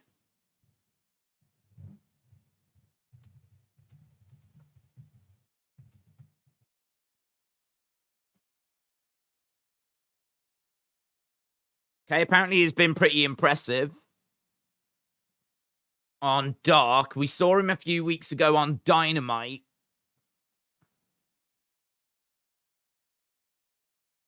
Samoa Joe. Is that a new grey beanie? Nah. I've only got about 3 beanies. They're just in rotation. I have a fondness for the blue one. They're all around here. It's just whichever one I find first. There's a black one I sometimes wear. And there should be a blue one around. I'm probably sat on it somewhere. I don't know. No, I actually don't know where the blue one's gone. I'm sure I wore it earlier today. Don't know. It's around. If you need to break William, we will understand if you need someone to talk to. Oh, God, I hope William's all right. William, shout out to you. Work, I just can't deal with. Closed up, taking time to balance my emotions. William, shout out to you, buds. Stay strong. Hope you're well. You know we love you. Joe beat Wardlow. I completely missed that. Yeah. When was it? It was a few weeks back. And wasn't there a distraction on the outside by someone? I forget who. Right, Samoa Joe driving AR Fox back. AR Fox is a hell of a get for AEW for a number of reasons, says Corbett. NH said that version of the TNT belt is really growing on me. Thanks, Hangman. Guess Moxley is still not going on vacation, said Blaze Radio. Yeah. I don't get the 2 belt thing. 2 belt thing? Has he got 2 championships? Is he still a Ring of Honor champion? I did not see what he came down with, to be honest. I don't know what belts he's got at the moment.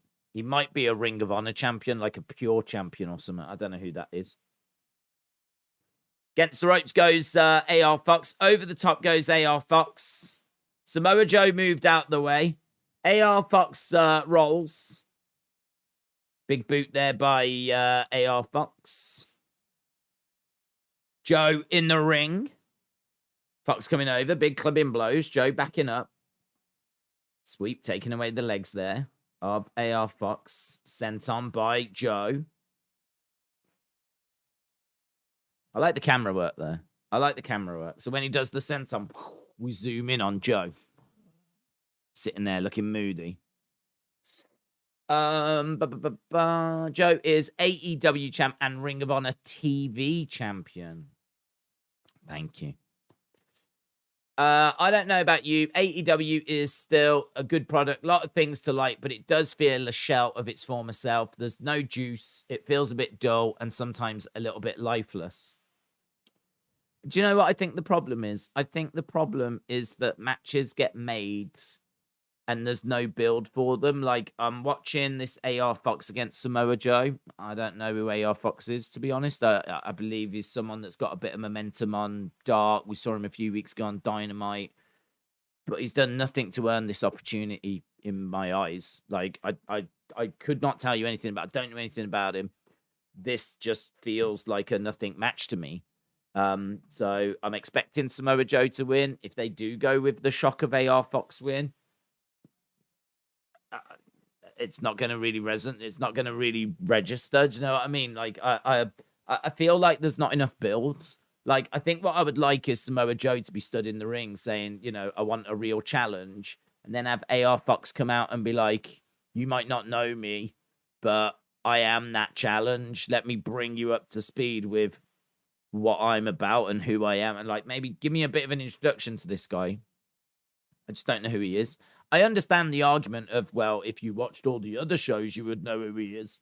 But as someone that only watches Dynamite, like, I think the majority of AEW fans do, because the Rampage figures came in and that was about 400,000, whereas Dynamite's 900,000 to 1 million. Dark and Elevation, you can look on YouTube as to what they get. So I feel like I'm not alone in that. I feel like the vast majority of people only watch Dynamite. So, like, you know, the first match is Dax, who's in a tag team, taking on Danielson. I don't know where that came from. I don't even know why I should really care. I mean, what I do know it is two fantastic wrestlers that, you know, you go, oh, that'll be good.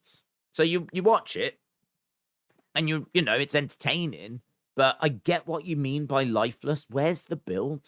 Where's the reason for the match? What does someone get for winning? What does it matter if someone loses?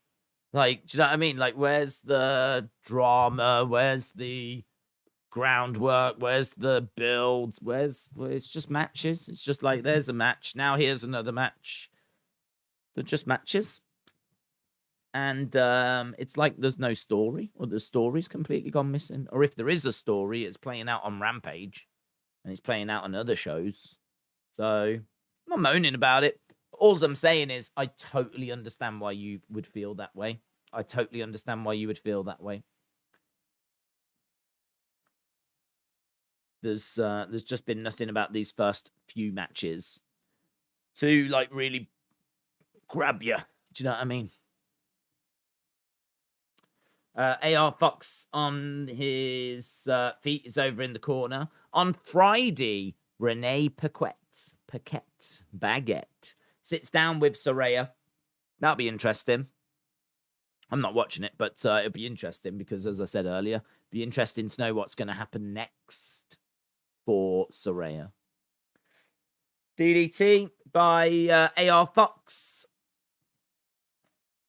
Maybe less digital and get into family things. Bit of family time, William. That sounds good. They could have done something like Kurt Angle did when Cena debuted. Ruthless aggression. Yeah, that could have been all right. Yeah, I definitely feel like I've missed out on an introduction to AR Fox. Yes.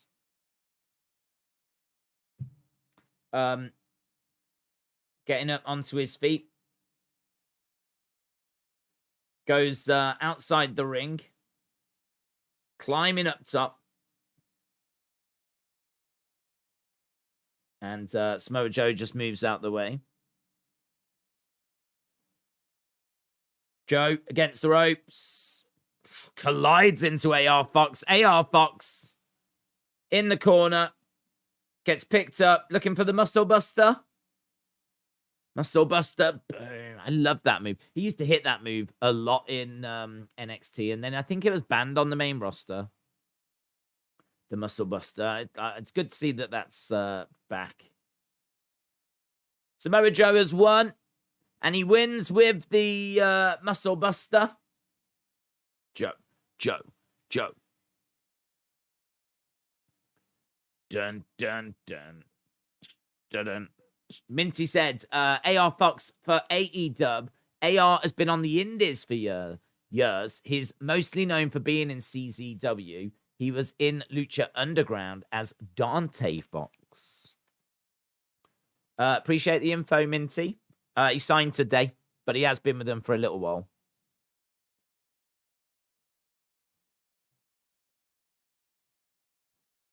I'd like to welcome you to a new and glorious era. The one true king of television. Oh, here's Wardlow. Wardlow looks like he's just stepped out of a Christmas film.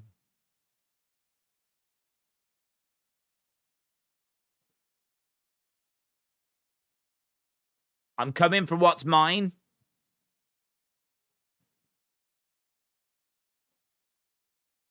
This isn't your world. This is Wardlow's world.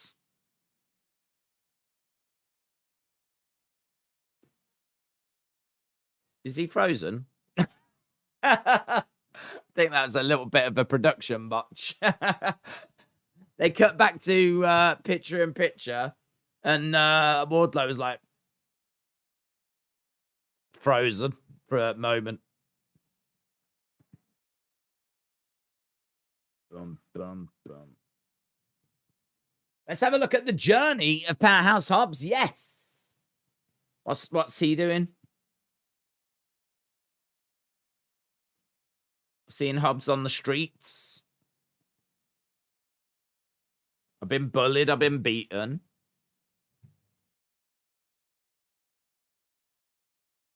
Whoa.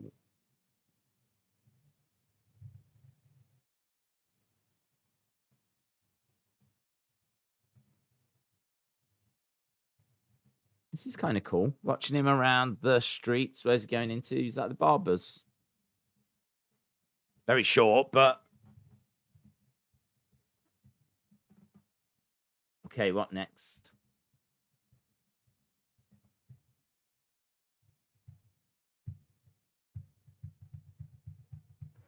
AEW will toss the guys into a match on TV who almost no one knows. They have no reason to expect us to care. Absolutely right, says John.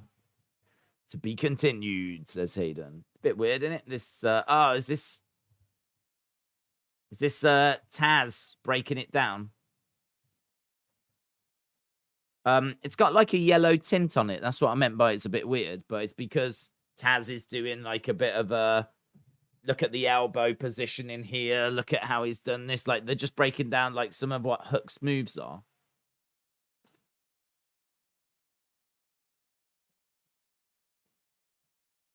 Up next, MJF. MJF. We'll hear from MJF next. Here we go. Here we go. Now we're getting somewhere. To the moon. MJF. Finally, MJF, said Mitchell. Where is the same energy when WWE do matches like this, says Peter. What do you mean? Same energy as in like, why should we care about this type thing? I'm just trying to think about what matches they do along those lines, to be honest, because normally they give you some backstage stuff. Like normally they're pretty good at setting up matches. Like you'll see some backstage segment and that's why we get a match. I'm trying to think like if it's not done that often, you know. Not done that often. I'm trying to think of a recent example as to where we just had a match and there was no reason for that match. Normally there's like, you know, I'm thinking like Riddle and Elias backstage with Alpha Academy and then that leads to a match. or we hear about Candice got attacked by Damage Control and now she's going to make Dakota Kai pay, so she goes out to the ring and, she has a match with Dakota Kai. The Mia Yim, Rhea Ripley feud, which paid off on Raw, which then turned into OC and Judgment Day. There was a background for that. The promo at the start of the show, or the promo with Bloodline, which resulted in Kevin Owens, Jey Uso in the main event. There was a story for that. I'm just trying to think about what happened on Raw this past week. I feel like they do use backstage segments and promos and things to set up the matches later in the show. Whereas here, we've just watched 2 matches in a row where I've had no set up on this show. I don't know where Daniel Bryan Dax came from. I don't know where AR Fox Samoa Joe came from. I don't know where those matches came from. Whereas I think WWE do... And you know what? Maybe that is why it stands out, is because when you watch so much WWE, as we have done, of course, you're so used to matches being set up that when it's just here's a match, here's a match, here's a match, it stands out. Mitchell said, is it me or is AEW's philosophy to be more make a match and make a story going forward based on the match instead of making a story that then leads into the match? There are stories. Look at Hangman and Moxley, for example. So, that's a story that's being told at the moment. Is this William Regal? Regal's making his way down. So, I don't know. I feel like it's a bit of a mixed bag, to be honest. I feel like they're probably just trying a load of different things. I think that what they're trying at the moment is they're trying to, some of the stuff we're talking about, do that on Rampage to then set stuff up for Dynamite. So you really need to be watching. See, again, this is where the brand split comes into play, really, because they don't use stuff for SmackDown to set up Raw. But here, because there's not a brand split, they can use Rampage to set up Dynamite. So in a way, if you miss Rampage now, you are missing the setup maybe that we're talking about. Hang on, we've got William Regal's come down to the ring. Let's see what Regal's got to say. So Mitchell, shout out to you, buds.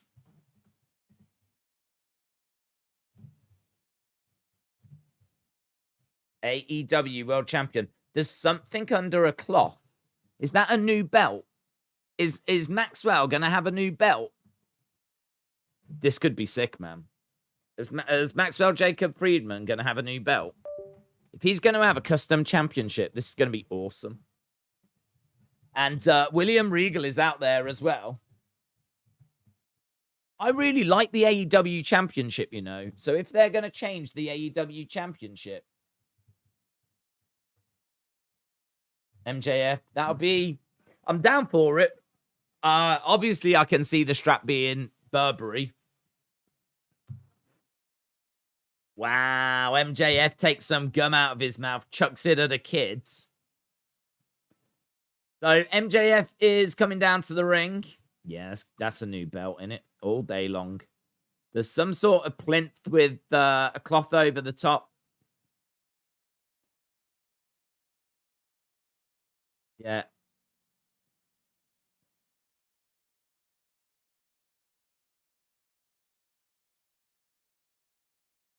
I know you people aren't very bright.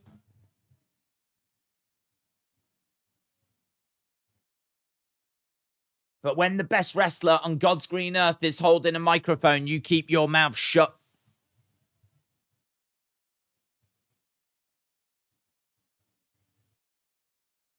I want to tell you how me and Mr. Regal's unholy union came to be.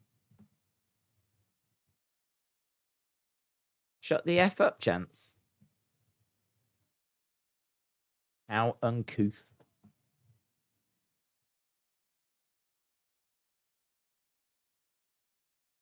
Mr. Regal sent me an email. Okay, we're gonna hear the email, but I'm more interested in what's under the sheet.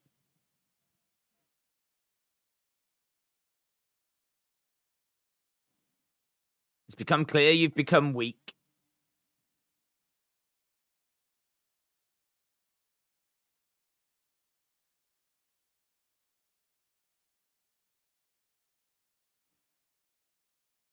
You have much to learn. There's a fly on his shoulder.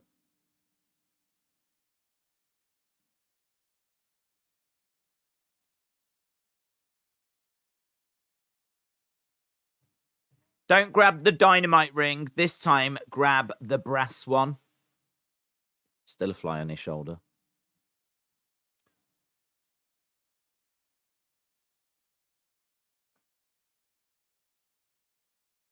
This man is a genius, says MJF.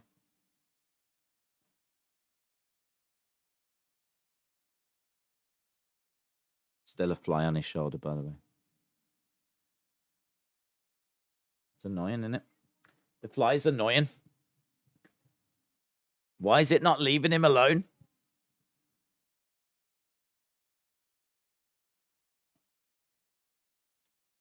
There's a fly on his shoulder. There is a fly on his shoulder. It's been there for flipping ever.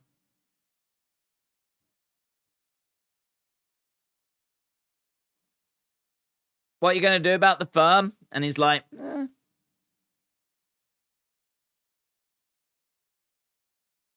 The fly on his shoulder is a spy. I'd love it if there's a remote control fly on his shoulder. It's actually CM Punk. Yeah.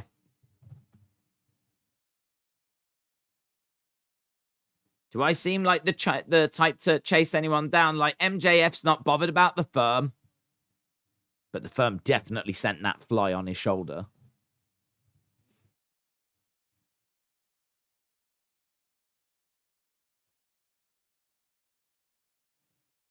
Let's talk about this belt. Is above this belt.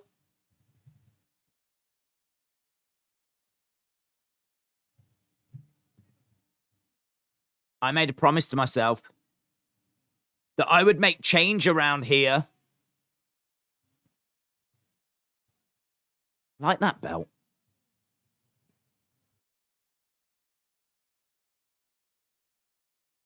He says, I want to gag in my mouth when he looks at that belt. It needs an upgrade. This 3-year-old belt needs an upgrade. That's all right. He said it reminds me of all the men that held it previously.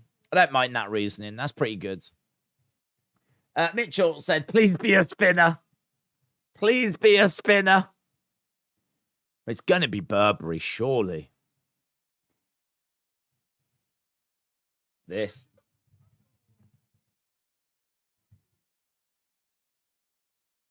This version of the title, much like all of you, is garbage. So, Mr. Regal, if you would be so kind, let's take a look. Get ready to get your scores in. Let's zoom in on this title. It is a Burberry strap. The plates are the same, but they are a lot more shiny. A lot more shiny. They're saying it's been desecrated. I think it looks pretty good, you know. I think that looks pretty good.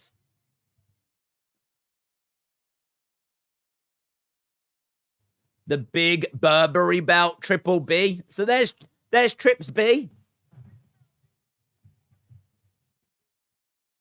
So he said this is the most important and prestigious belt.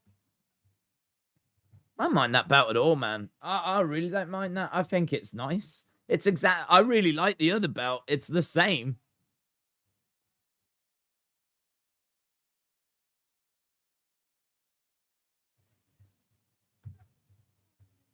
He said, no one deserves to be recognized as world champion except for me.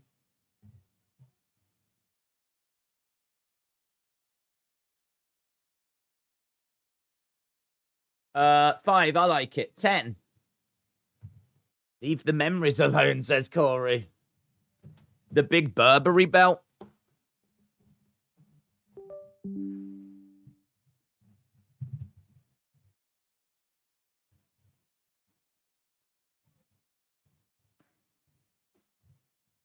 Okay.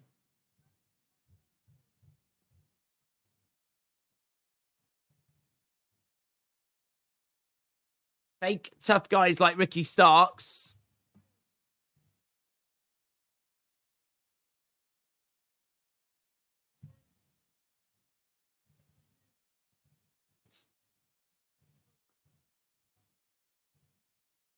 Let's talk about the middest of the mid. Fake wrestlers like Bryan Danielson.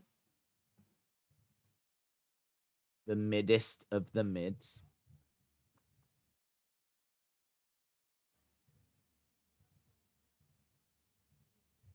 Compared to me, Bryan Danielson couldn't wrestle his way out of a paper bag. You tried everything you could. Some people can't be helped, he says to Regal.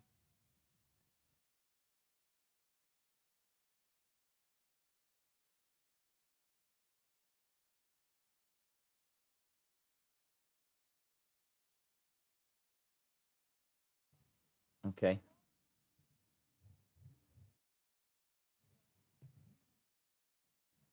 As long as I'm in this company, you will never know what it feels like to be on top.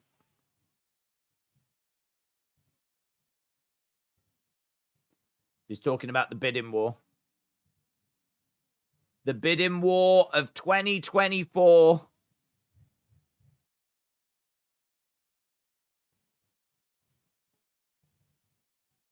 There's the belt. For those that want to see it.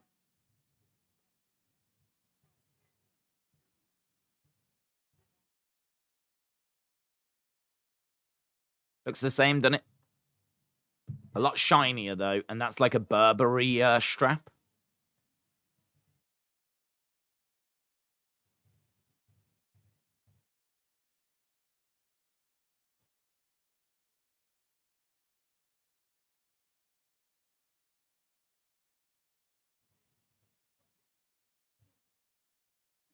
So he mentions Triple H and Nick Khan. He's still going on about this 2024 bidding war.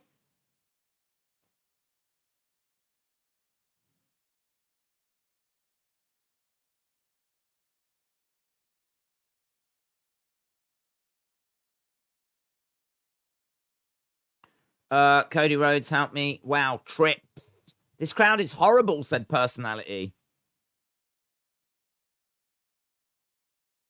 Maybe Hollywood will win, said MJF.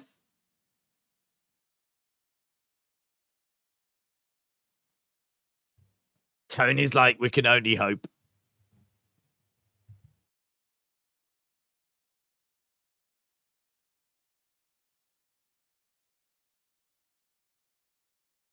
This crowd does suck, said Mitchell.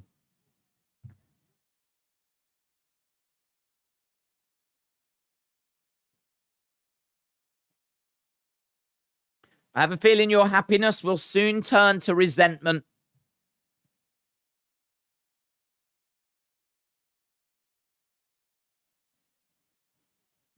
Pretty soon you'll say, I'm sick of MJF. He's so boring. What superstar would you like to see in AEW, says David. Genuinely don't know.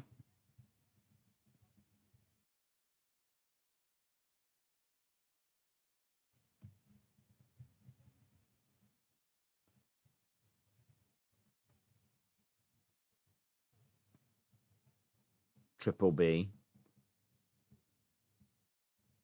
Do you know who's going to tune in every week hoping that they'll take Triple B off of me? You will. You'll keep tuning in. Corey said his favorite wrestling must be Triple H. He has droned on for about 20 minutes. Yeah, there's...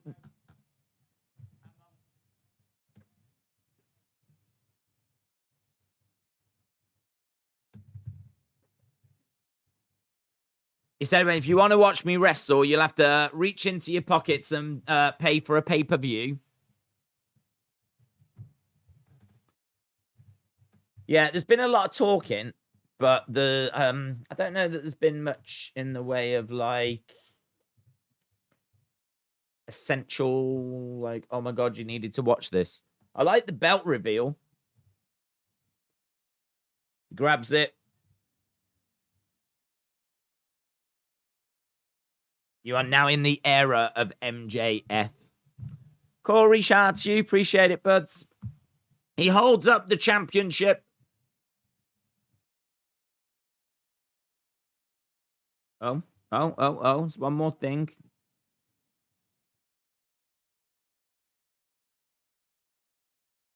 I've got the microphone. I know it's confusing. Pipe down. I wanted to say, shut the F up, chance.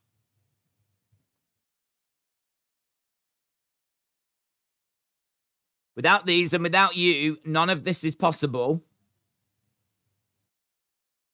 He's going to hit him.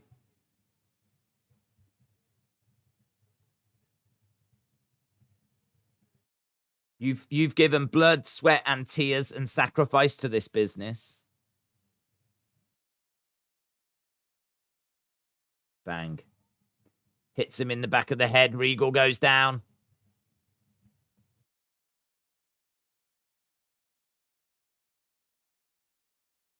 Hits him in the back of the head. William Regal goes down.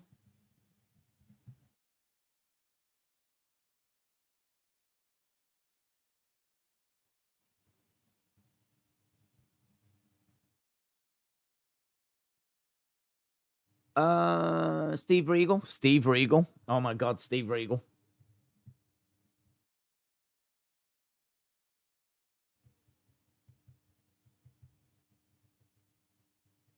Allow me to leave you.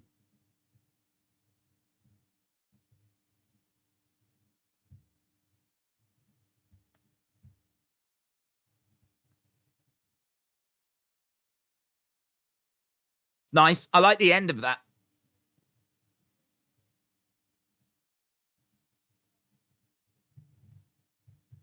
That's nice. So he said, I'm going to leave you with the same words that you left me. The game has changed.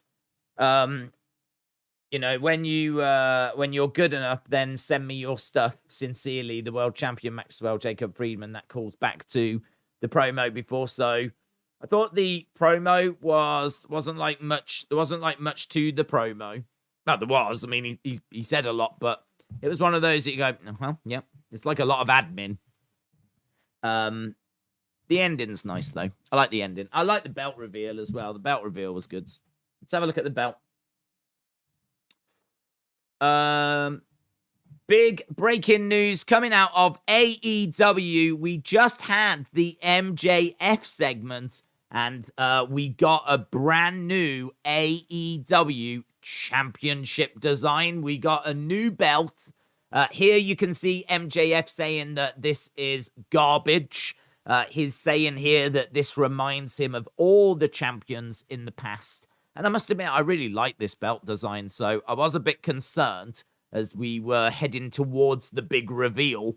But I didn't need to panic too much because the new belt was revealed, and it is pretty much the same as the old belt. Obviously, the plates, the shape of the plates are exactly the same. They seem to be a lot shinier, though. They really do stand out. And obviously, the strap as well is Burberry, which is obviously very heavily associated with MJF. And actually, MJF referred to this belt as the Triple B, the Big Burberry belt. So it's known as the Triple B. And he was referring to the Triple B throughout his promo.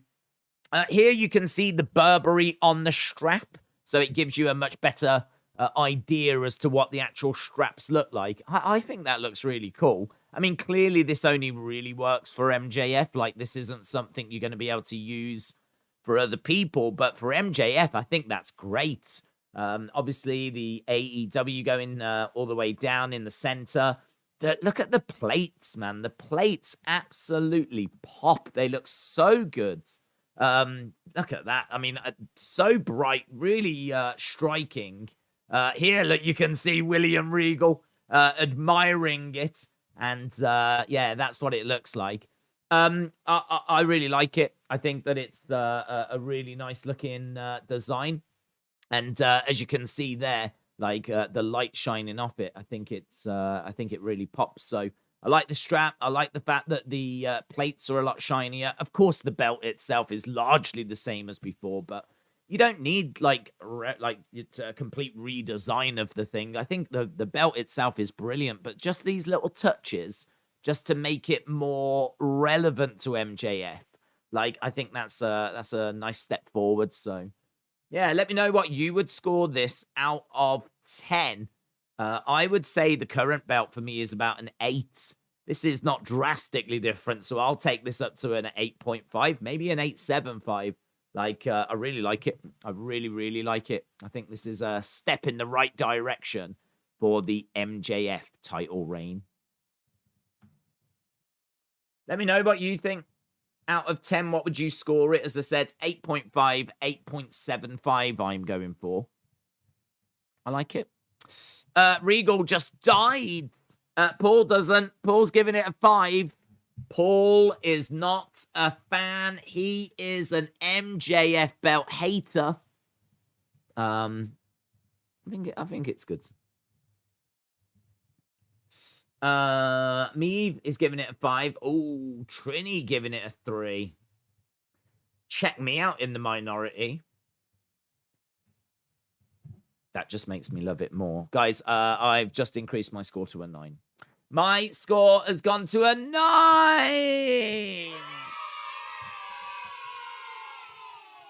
Right, we are at commercial break.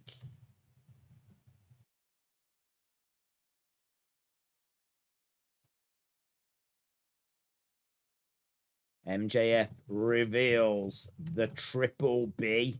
That sounds something you get like from Burger King, doesn't it? Can I have the? Are you gonna have it? If you have a Triple B, I'll have a Triple B. I won't eat a Triple B. Oh, go on, have a Triple B. No, I can't. I'm trying to lose weight for the summer.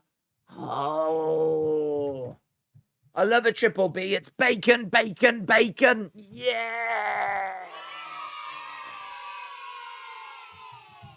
What do you have on the Triple B? Well, it's bacon, bacon, bacon. Oh, do you like bacon?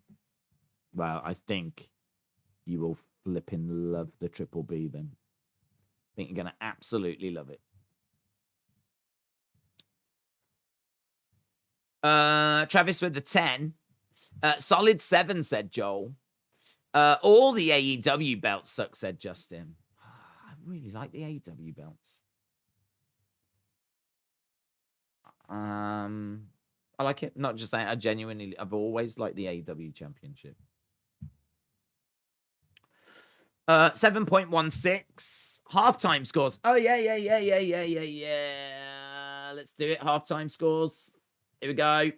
Halftime scores, everybody. It's the halftime scores. I really want to know your halftime scores. Put it in the chat. Halftime scores, everybody, it's the halftime scores. Are you happy? It's the halftime scores. Are you happy or you sad? Halftime scores, everybody, it's the halftime scores. I should get that recorded. William Regal's being loaded up onto into an ambulance, by the way. Sit here like this. Yeah, he is really concerned.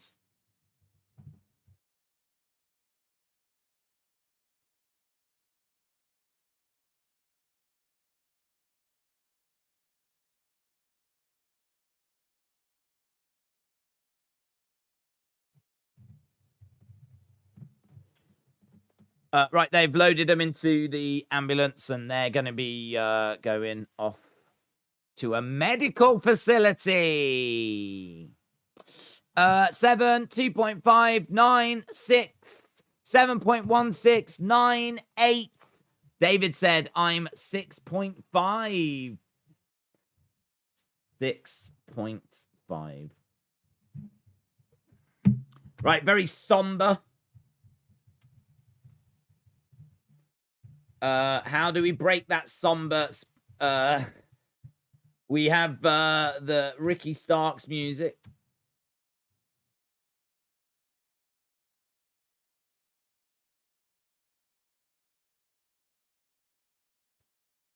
Here's Ricky Starks. Absolute Ricky Starks making his way down to the ring. We got 48 minutes to go. Is this how you get Regal off TV until his contract expires? Don't know, because there's conflicting reports about his contract, isn't there? Some people are saying that his contract is 1 year. Some are saying that it is 3 years. So genuinely don't know. I mean, I thought when he walked off last week, that was the last we're going to see of him, and then he was here this week. So certainly think this is him being ruled out for a while, yeah.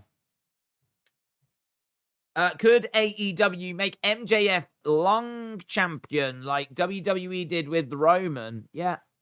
I mean, he's got his own belt now. I don't think he's going to be dropping it anytime soon.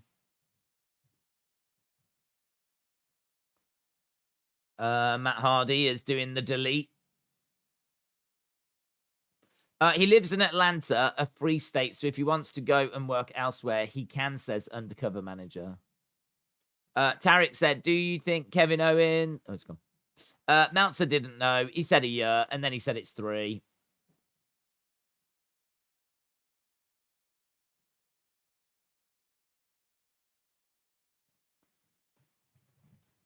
Okay, so Ethan Page said he's going to win next week's Battle Royal.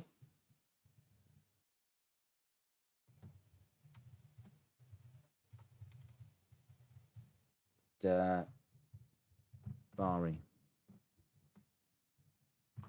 Do you think Kevin Owens will face Roman next? I don't know if it'll be next, but there are rumors that they're going to face in January.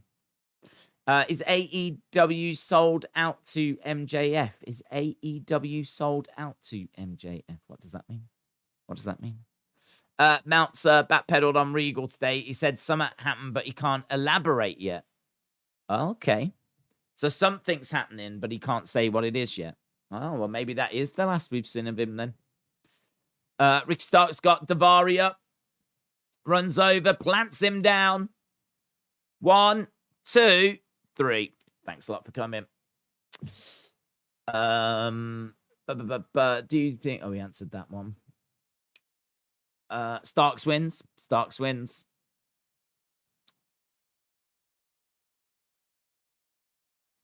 Okay, so we've got Ethan Page on the entrance ramp. We got Ricky Starks picking up the victory. So winter is coming, December 14th. That is going to be MJF versus Ricky Starks for the AEW World Championship.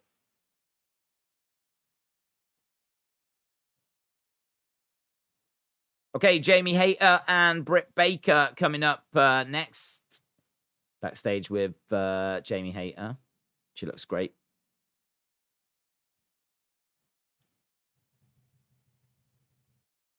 How about the Pittsburgh Steelers?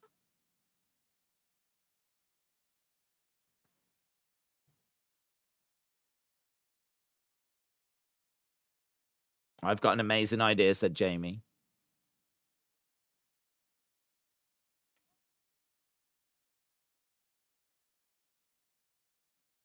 You will have a sit down with Jamie Hayter next week. So Tony's going to sit down with Jamie Hayter.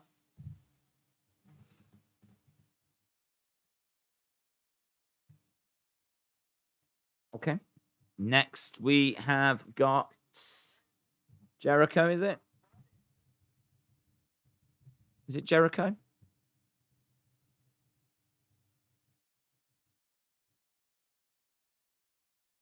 Anna J. I didn't have a clue who this was. It's Jericho Appreciation Society, but it's Anna J. Anna J is going to be taking on Willow Nightingale. Meltzer is bad. Let's go Chiefs. Imagine Britt Baker against Ronda Rousey, says Alexander. How long before DMD starts to resent? I'm sure we will get there, but I don't know when we get there, to be honest. Okay, Anna Jay. Here's Willow. What's her music like?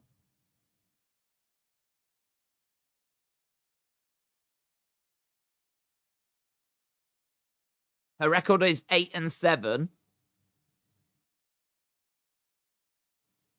Yeah, I like her music.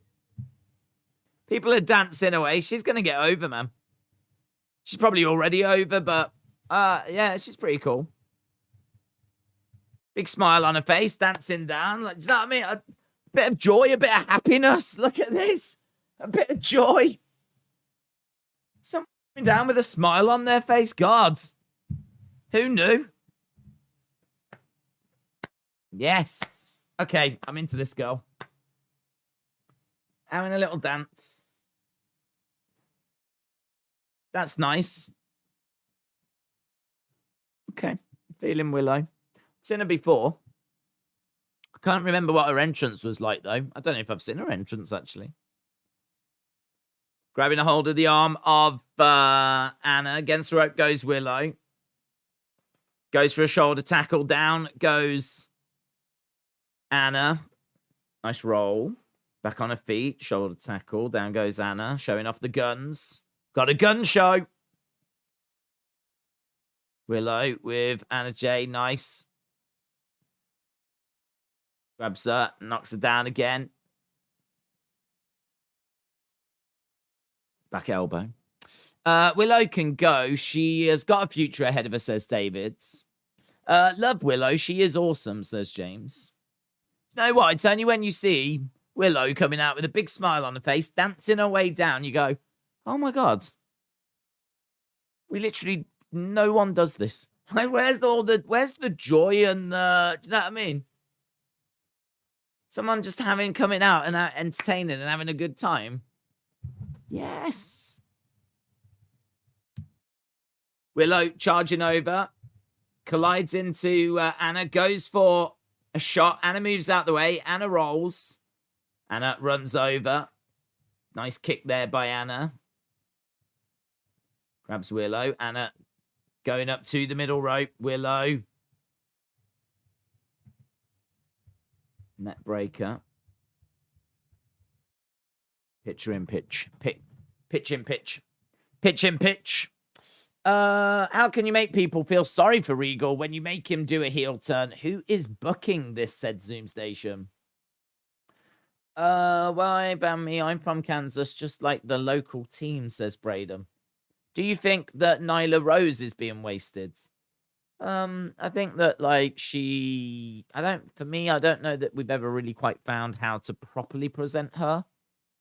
I feel like she needs to be, like, I would actually make her quite dark, sinister, like a bit like a monster, and just have her run through people and be like, oh my God, here is Nyla Rose. You just don't feel that way.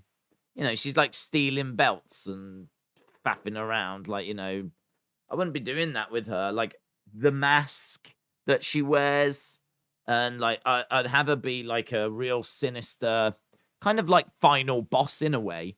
She's a woman that I think should just enjoy torturing people, not really care about the championship. Not care about the championship. She's the only reason she's here is to hurt people. She loves to hurt people, and being in AEW allows her to do that.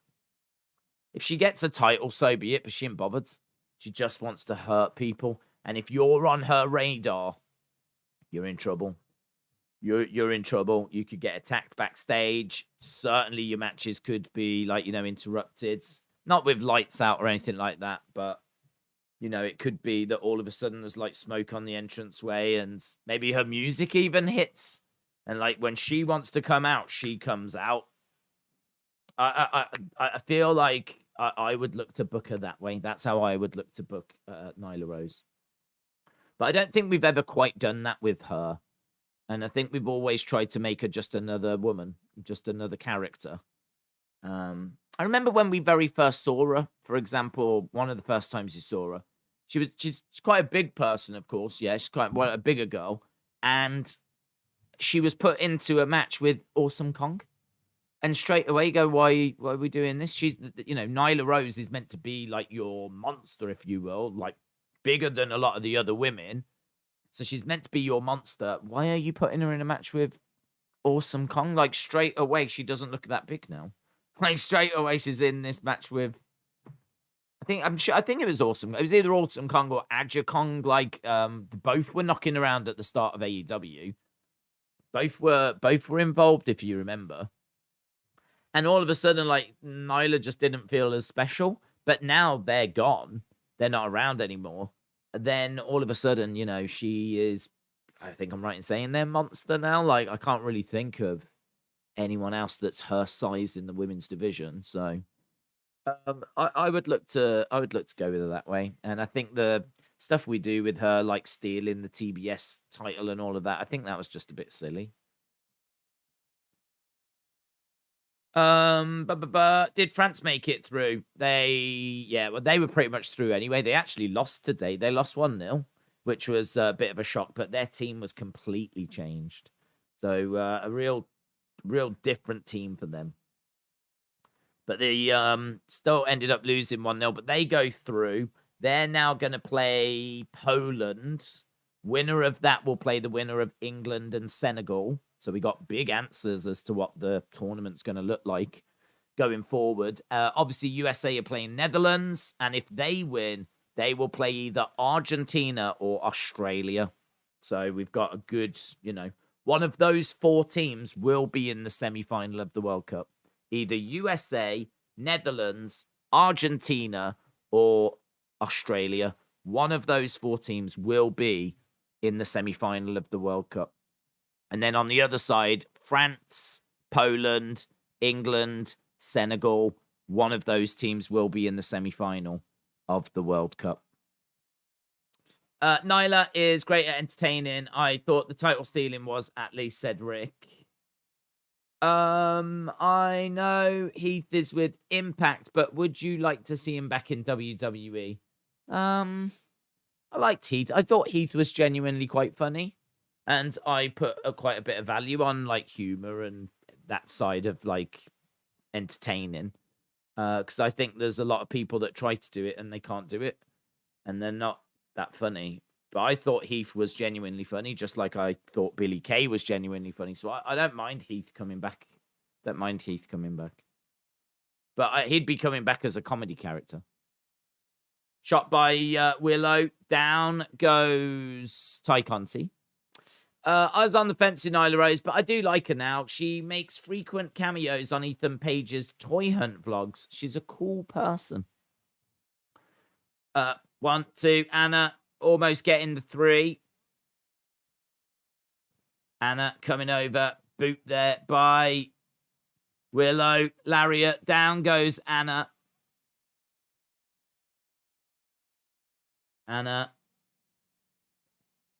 Gut wrench. Lovely. 1, 2, 3. And that's a win for Willow. So Willow wins. It's the right result. Way more into Willow than Anna.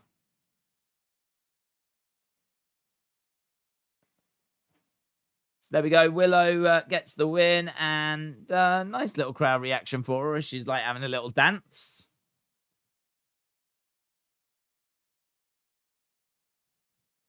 WWE has got no plans for December. Nope. No replacement for day 1. So yeah, nothing. Ty Conti in the ring with Anna. They embrace.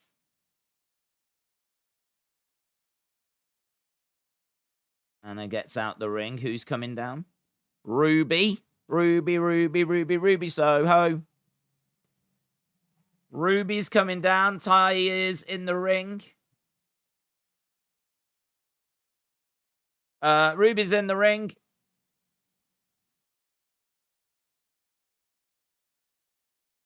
Ty turns around and Ruby is in the ring. She charges over. Down she goes. Shots coming in by Ruby. Anna's trying to get in there. Anna gets knocked down. Strike there by Ty. Can't remember the last time we saw Ruby. Something to do with Eddie Kingston, wasn't it? Headbutt by Ruby.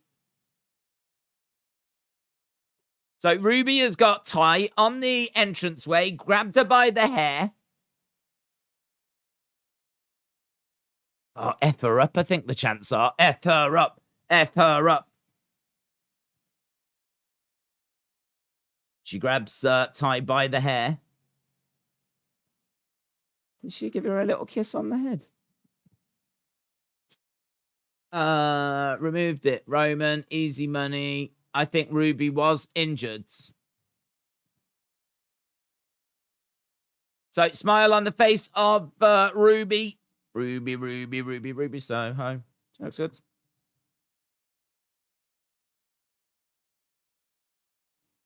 I like Ruby. She's got a good look.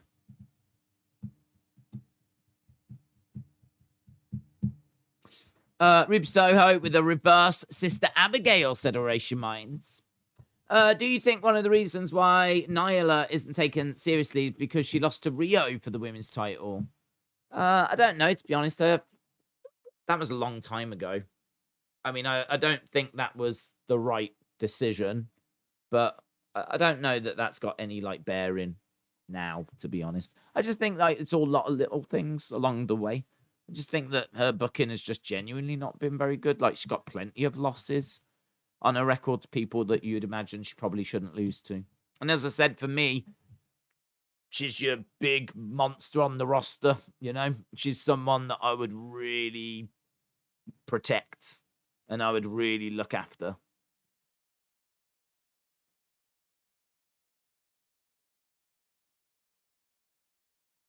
QT wants a shot for the All-Atlantic Championship on Rampage.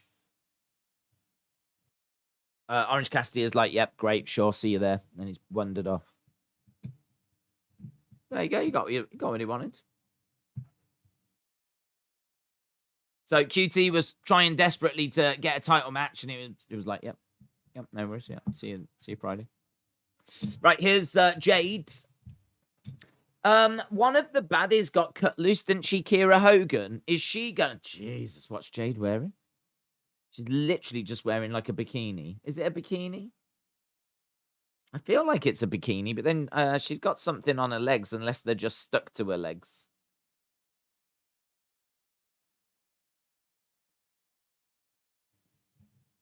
Jeez Louise. I thought she was wearing clothes. No, she's decided not to.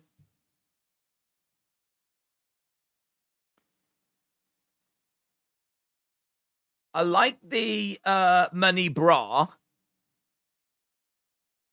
I'm not sure about whatever's stuck onto her legs.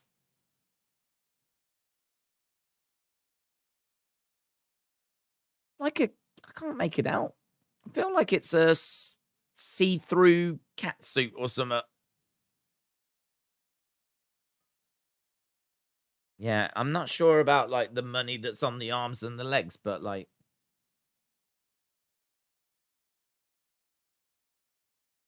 Pretty well, doesn't it?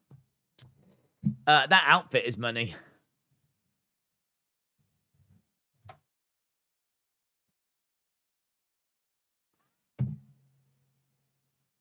I made the baddies. I say who stays and who goes.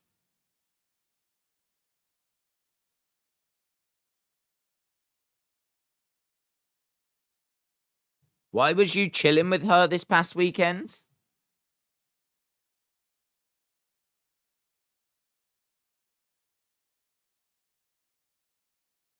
So she's having a go at the other baddies, saying, why was you chilling with Kira this weekend?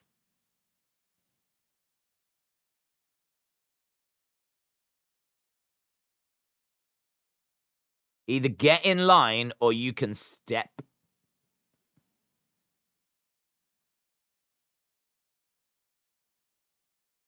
You two are eating off of me?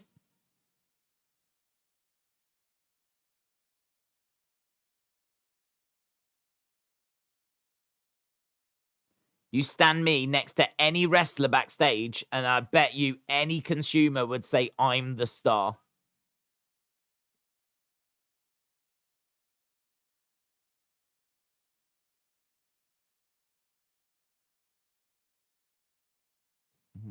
Maybe MJF attacked Regal because he was unhappy he didn't have any balloons.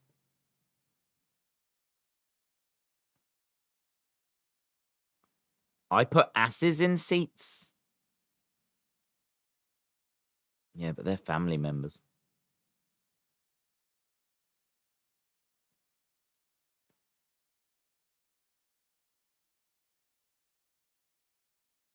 Cameramen, do your job and get my baddies. Oh, okay. There's some people in the front row. I didn't have a clue what she was on about then. Cameraman, do your job and get my baddies.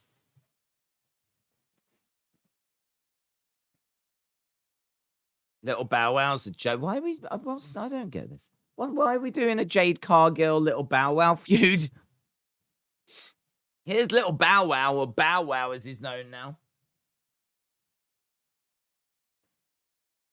I can only imagine that AEW fans are just perplexed by this like me. I can't imagine.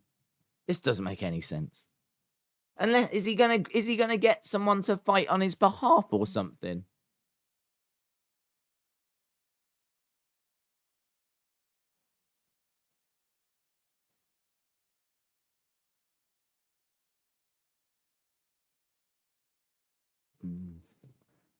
Poor cameraman being bossed around. Who the flip is Bow Wow? Bow Wow versus Jade Cargill. Winter is coming. I'm thinking he's gonna have a rapper do a match for him. Is this building to like? It can't be Cardi B. If they've got Cardi B, that's massive. If they've managed to get Cardi B to have a match with Jade Cargill, they can't do that. She's not good enough to carry that match. Cardi B would have to tell Jade how to wrestle. Cardi B would have to be the ring general. I can't figure out where it's going. Unless we are going to do an intergender match. Are we doing that? Are we? Why would he want the TBS title? I don't know what's happening. I don't have any interest in Jade versus a celebrity. Bow Wow's going to bring in Sasha Banks. He's related to Snoop, who is the cousin of Sasha. I don't know, man. I don't think Sasha... If Sasha's leaving WWE, I don't think she's going to AEW. I really don't. Unless it's stupid money. Which, I mean, if they are going to get rid of CM Punk, perhaps they've got stupid money to spend. But, you know, she's used to being on, like, Raw, SmackDown, WrestleMania, SummerSlam. This is a step. I'm not hating. I'm just saying this is a step down for Sasha. And if she ain't going to be with WWE, like, I don't think she goes to AEW. I think she would do Hollywoods. I think she's about to start a music career by the sounds of things. So I think she would release out music and acting and do that rather than join AEW. Can't see it. Unless it's a sick amount of money, I can't see it. Sasha ain't going to show up and go after a mid-card title, said Corvids. Yeah, I mean, that's another good point.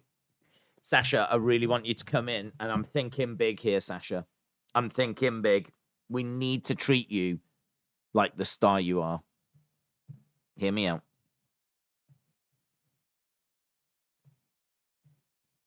Mid-card belt.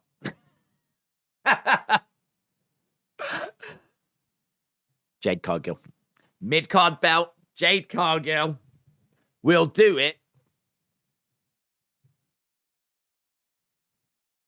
Winter is coming.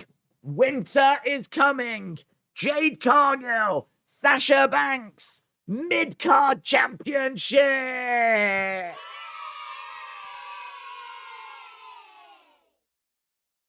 I agree. I don't think it's happening. Are they doing Jade Cargill against Bow Wow? I don't know. I really don't know what they're doing. I don't know. I was thinking WWE not having a December pay-per-view could be bad, considering people are going to cancel the network and wait until the Rumble. Yeah, well, I don't know. Maybe, I mean, there's NXT in December.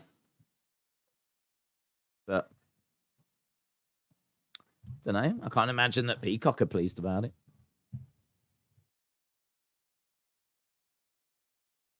How long have we got left? We've got 23 minutes. If they bring Sasha for Winter is Coming, I would give up on Tony, said Rick. Sasha could make it snow.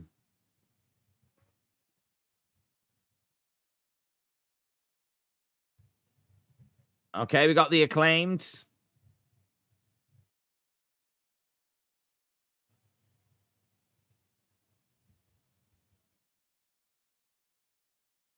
Everyone loves the Acclaimed. No one wants to fight us.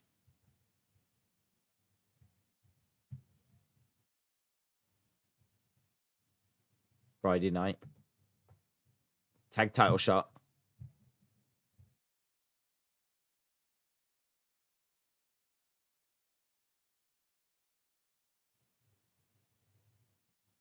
We're going to fight the second best.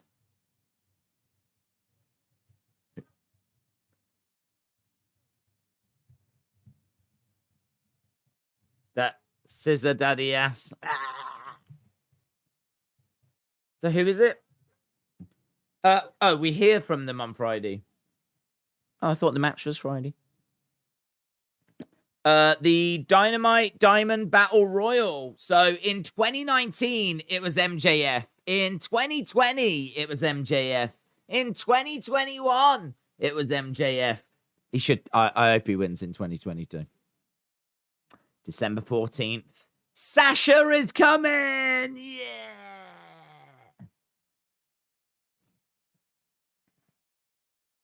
Right, main event coming up. Match 3, Death Triangle versus the Elite. Elite.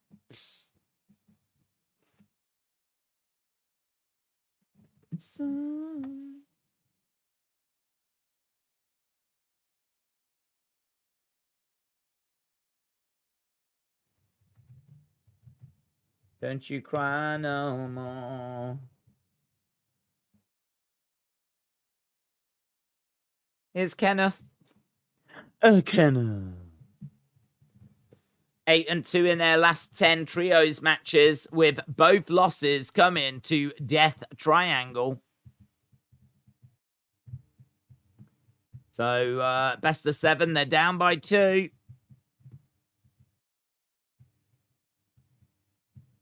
A very rare position for Kenny Omega and the Young Bucks to be in. So is Sasha Winter is coming. The new Bray Winter is coming. That's right. Sasha is coming. Sasha is coming this year. 3-0. Elites is about to be 4-0. Big Time said, how does anyone think Sasha would leave WWE away from Bayley and most of her friends just to go to second league? WWE owns the Sasha Banks name value. Good point, actually. She'd have to be Mercedes. Mercedes is coming. Mercedes is coming. There's a dude there with a Bray Wyatt shirt on.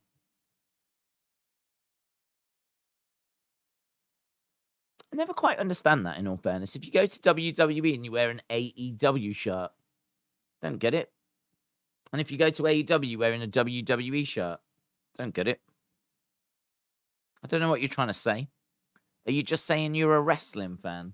Or are you saying, like, check me out, I'm actually a WWE fan at an AEW show? Like, I don't know. I don't know what the message is. I wonder, what's the message? If I was there, I'd go to him, I'd be like,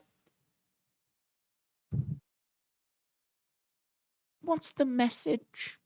What's your message? What's the message that you're trying to send? And then he'd be like, get out my face or I'm going to smack you around this arena. And I'd be like, sorry.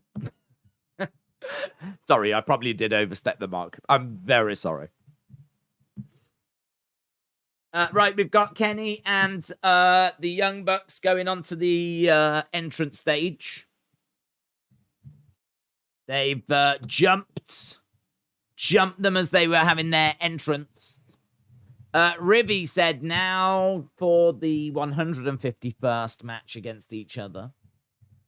Tahil said maybe they're just fans of both. Maybe we cannot rule that out. I still feel though that if you are a fan of AEW, you are sending a bit of a mixed message by wearing a WWE shirt. So, sort of feel like if you're a fan of AEW, you probably do have an AEW shirt.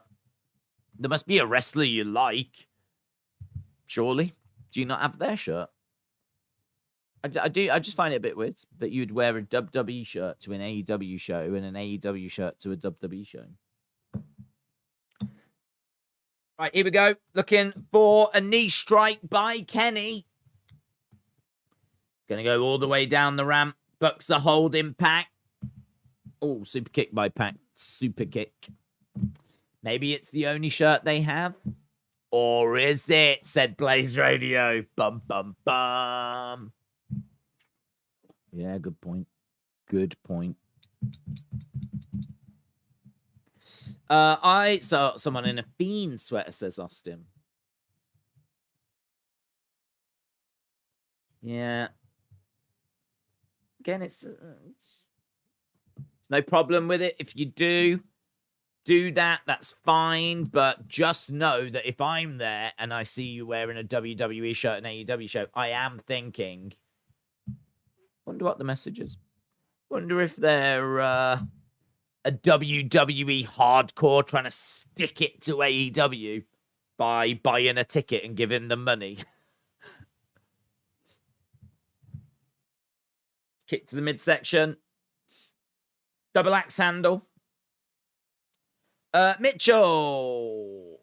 We should change this into Mitchell chat. That's what it should be. Not super chat. It's Mitchell chat. Mitchell's always firing in messages. Mitchell, appreciate the support, buds.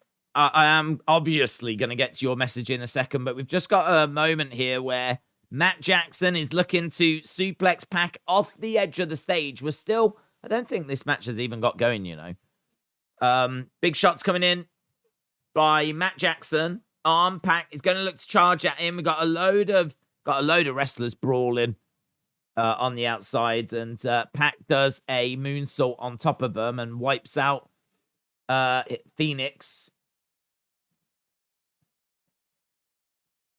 Yeah, he did just go for it. He didn't even look behind. He had no idea who was there. Might have been his own team.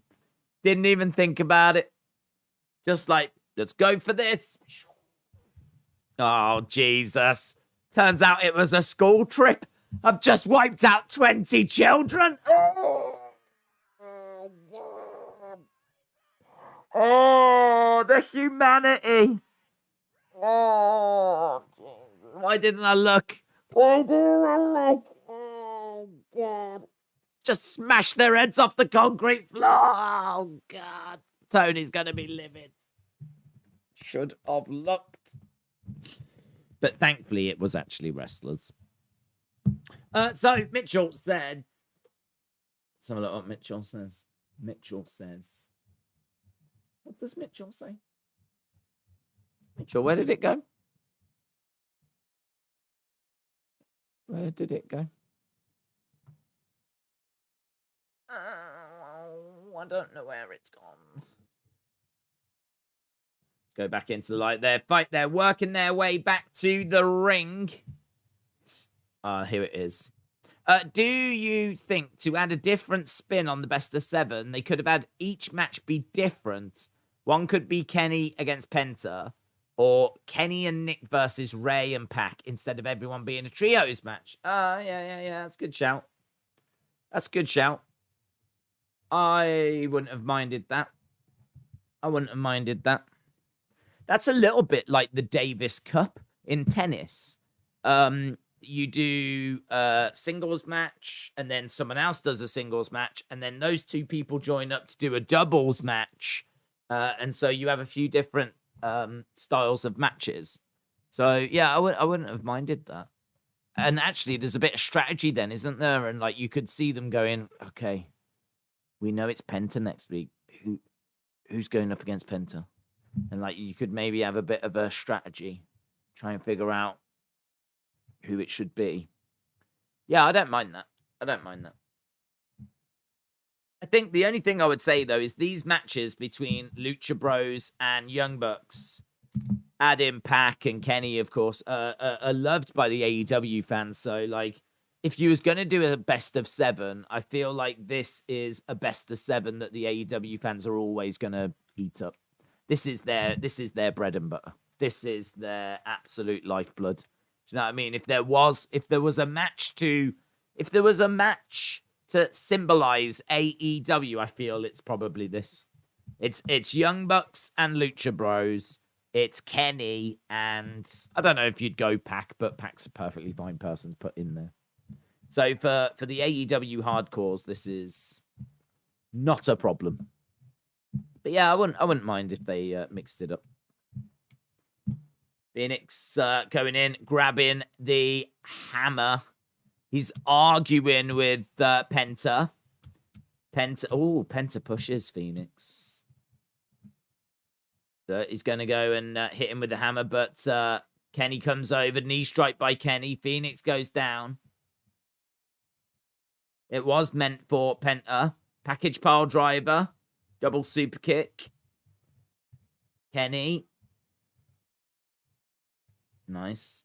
Snapdragon suplex. Hammer time. Almost no one got a reference when Matt licked the hammer like Yukon Cornelius, but it was hilarious, said Corvids. Justice for Mini Owens, says Smurfy Tunes. Edward said they could have gone MCMG and beer money route by having different match types every time they faced. I was at a fan fest a few weeks ago. There was a couple of dudes wearing an AEW logo. Bianca and Liv were there and politely asked for them to cover it if they wanted a photo. That's really interesting, isn't it?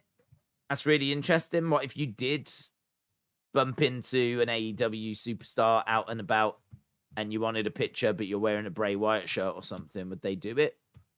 They probably would. I think it's a bit different, AEW posing with someone wearing a WWE shirt than a WWE superstar posing with an AEW shirt. That's really interesting, that is. I didn't hear about them saying such things, but I can totally understand why. Because those pictures are going to social media, and you know social media would eat that up. Shoulder up by Kenny. Since they let Punk go, I'm only seeing this because MJF does an awesome job. If he leaves, I would probably stop watching AEW, said Sergio. Pac charging over, super kick. Super kick. Pac's obviously wrestling in a mask. Super kick. Super kick. Up. Northern Light suplex. Going for another Northern Lights. No. Phoenix coming down. Boom. Young Bucks are in love with Kennedy. So Kenny is in the corner. Pac's on his feet. We got 10 minutes left to go. Big boot. Haluva. Haluva kick by Pac. Going up.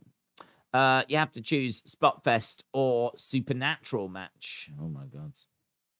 Well, I did say the other day, and I'm quite happy to say it again, if it was an all Supernatural roster, I wouldn't have a problem watching that. If everyone was Supernatural and they all had a different superpower and you knew what it was, I'd quite happily watch that. Quite happily watch that. If you do the dude that can move extra quick against the dude that can shoot lasers out of his eyes, but that's what they're known for. That's what they do. I would watch that. I'm quite happy with that. I'd be like, man, can he outrun the laser beams, do you reckon? So, shoulder up. But for me, it becomes lazy booking. It becomes like, if you have someone that's got supernatural abilities, if you find yourself in a bit of a tight situation, you know, and you're like, oh, how do we get out of this? Because they need to win, but like there's, you know, people coming down and like, you know, what can we do? Like, and you just find that supernatural characters get given more powers.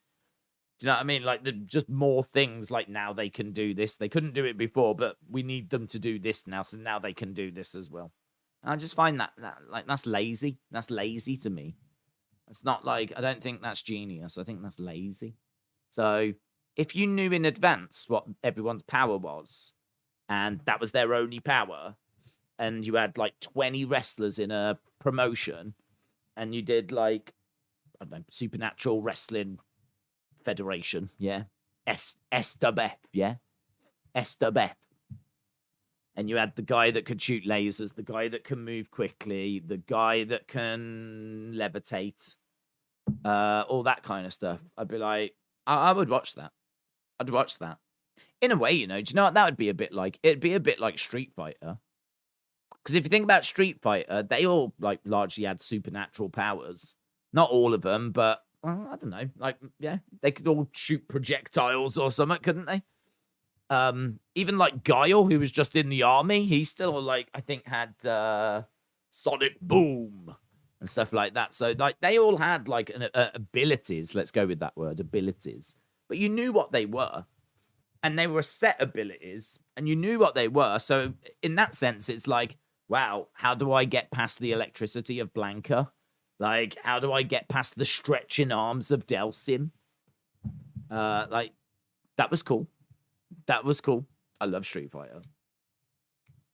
So if it's going to be that you know what the superpowers are in advance and their characters are sort of known for it, I would watch that. I would happily watch it. I would happily watch it. So I'll go with the Supernatural. Spotfest or Supernatural. If it's in that instance, I'd go with Supernatural. Imagine a wrestling promotion like Street Fighter. That'd be good. That would be good. With like different locations as well. There's I don't know if you've ever seen it. There's like a karate promotion, and they've got a real sick background. Like, I don't know if they use screens or CGI or something, but they've got like this amazing like ring. It'd be really cool if there was a wrestling promotion that could do something along those lines. I'll see if I can find a picture to show you. We were at commercial break, but now we are back. Right.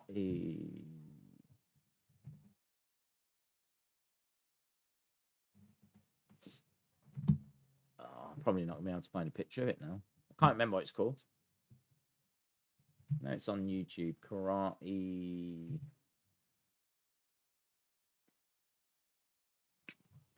Right, we got Packed Down.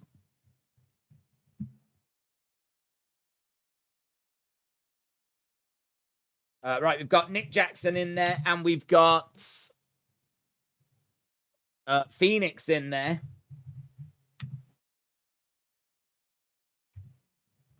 Nice. Back heel kick.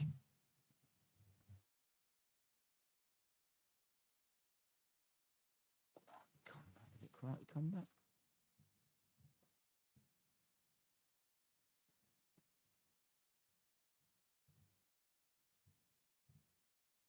Yeah. Okay. Found it. I know this isn't the most interesting thing in the world, but I'll show you it, and you'll see what I mean. Springboard. Crossbody, get caught by the Bucks. So there's Young Bucks collide into each other. Phoenix goes back into the corner. So this is a karate promotion that's on. They are on YouTube. I know you can watch them on there too. Kick. We were just talking about Street Fighter. Check this out. Look at that. How sick is that? So I don't know how they do that in the background, but I don't know if it's a giant screen or if it's CGI'd in afterwards or like quite how they do it. But like they fight in this like pit, and then like they put that in the background. That is sick, man. Could you imagine if you did like that? What we were just talking about, supernatural Street Fighter type thing. But you did it with that, and they've got like this one as well. So they can like change. Look, they sort of walk through there, and they can like change the backgrounds. I think it's called Karate Combat. Karate Combat. I've watched it a few times. It's good. It's really good, actually. It's really good. I like it. Got some decent names that host that show as well. Up top. Bang. The stomp. Suicide dive. Penta. Dragging Matt Jackson down. They're saying a few words to each other. Penta up top. Crossbody. Load of people go down. 1, 2. Shoulder up. Can you use that for your green stream for a stream? What do you mean? Like the background image? Like that.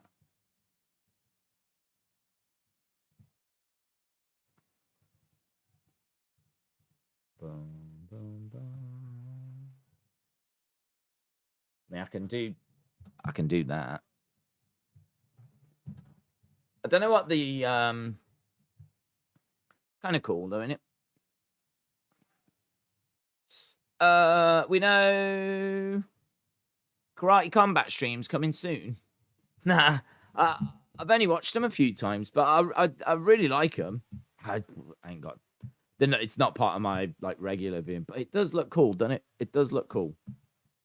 Pac is up top. Matt Jackson down. Oh, knees up. 1, 2, 3, and it's a win for the elites. It's a win for the elite.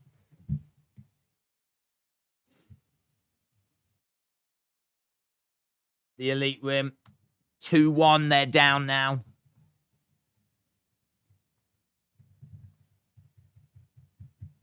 The elites. The elite. Right, let's get our poll up. Oh, that's what she said. Do you score AEW? So we're just seeing some replay. 775. 626.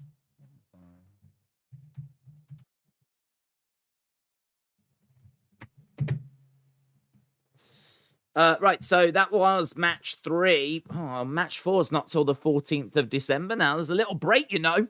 Little break. Next one's not until winter is coming. So you can have a breather. 14th of December, the AEW World Trios Championship Best of 7. It's 2-1 Death Triangle.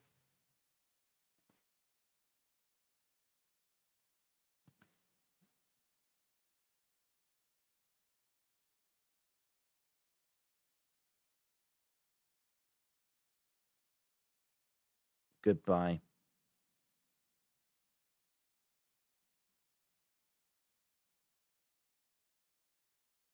There we go. Kenny got a chance to say a few words. He said there was never going to be a clean sweep whilst the cleaner was in town. This is the reverse sweep. Does that mean? Does this mean that they're going to go on a sweep now? I'll sweep him. This is the reverse sweep. I think that's a sex move, you know. Bang. AEW Dynamite ends with a bang. And that is it for this week's show. What did you think? What did you think? How many? Well, 74 votes. The series is as long as Goldberg's undefeated streak. Hayden said the show is finished. MJF and CM Punk are also getting a third guy. Junior said the main event was flat. Tony said the show didn't make much sense. MJF, CM Punk getting a third guy. Lone Star Friends said take care, everyone. Tony said, I watched the show to see who breaks a leg. I thought I said lag. We haven't had any. I was really pleased. Reverse sweep. Does Kenny think he's Ben Stokes now? Yeah. Down on one knee. Yes. Lovely. Lovely. For all you cricket fans out there. That's a cricket move, said Retribution. Blaze said, what about the reverse scissor? When you do it backwards. Don't know how that would work. Very unsatisfying, I would imagine. I've literally copied everyone's chat and no one has noticed, says Big Time Baxter. Just shows how much people pay attention to the streams. Boom. We know NXT was obliterated by AEW in the Wednesday Night War, but do you think they still succeeded by anchoring AEW, keeping them ground to stop them pulling giant numbers at the start? Oh, I see what you're saying. So AEW destroyed NXT, but do you think NXT did have an impact by not allowing AEW to like run away and get like big crazy numbers? I think it probably did stall their momentum at the start. Yeah, I mean, I think there's probably a chance they would have got more viewers if NXT hadn't have been there. So yes, I do think that they did rein them in, but I think ultimately, if the AEW product had caught fire and had gained momentum, like I don't think there would have been much stopping them. I think if AEW was going to go off and do crazy big numbers, it would have gone and done it. I'm sure having NXT there to kind of distract or take away some of the wrestling fans, I think almost certainly did hurt it in the early stages, yeah, and probably did like prevent some of its momentum, but have to come back to, I don't think that you can use that as an excuse, or I don't think NXT can take too much praise, because I think if AEW was going to catch fire at that stage, like I think it just would have done it regardless. Like there was plenty of eyes on AEW, plenty of eyes that checked it out at some point to see if it was, right for them or if they was going to enjoy it. There was a lot of intrigue. Big names obviously kept going over, when CM Punk went over, for example, Danielson when he went over, Adam Cole. So there's been plenty of moments where, if it could have caught fire and could have gone, There's a couple of times where we've got successfully over 1 million and we've been like, okay, what's happening here? Like, is this the new norm? But then we go back down to like the 900,000 mark. So yeah, I think it probably did hurt its initial impact, but as I said, I don't think there can be much accredited to that. We're well out of the war now anyway, and there's been plenty of things that they've tried in order to kind of there's no one there, there's no one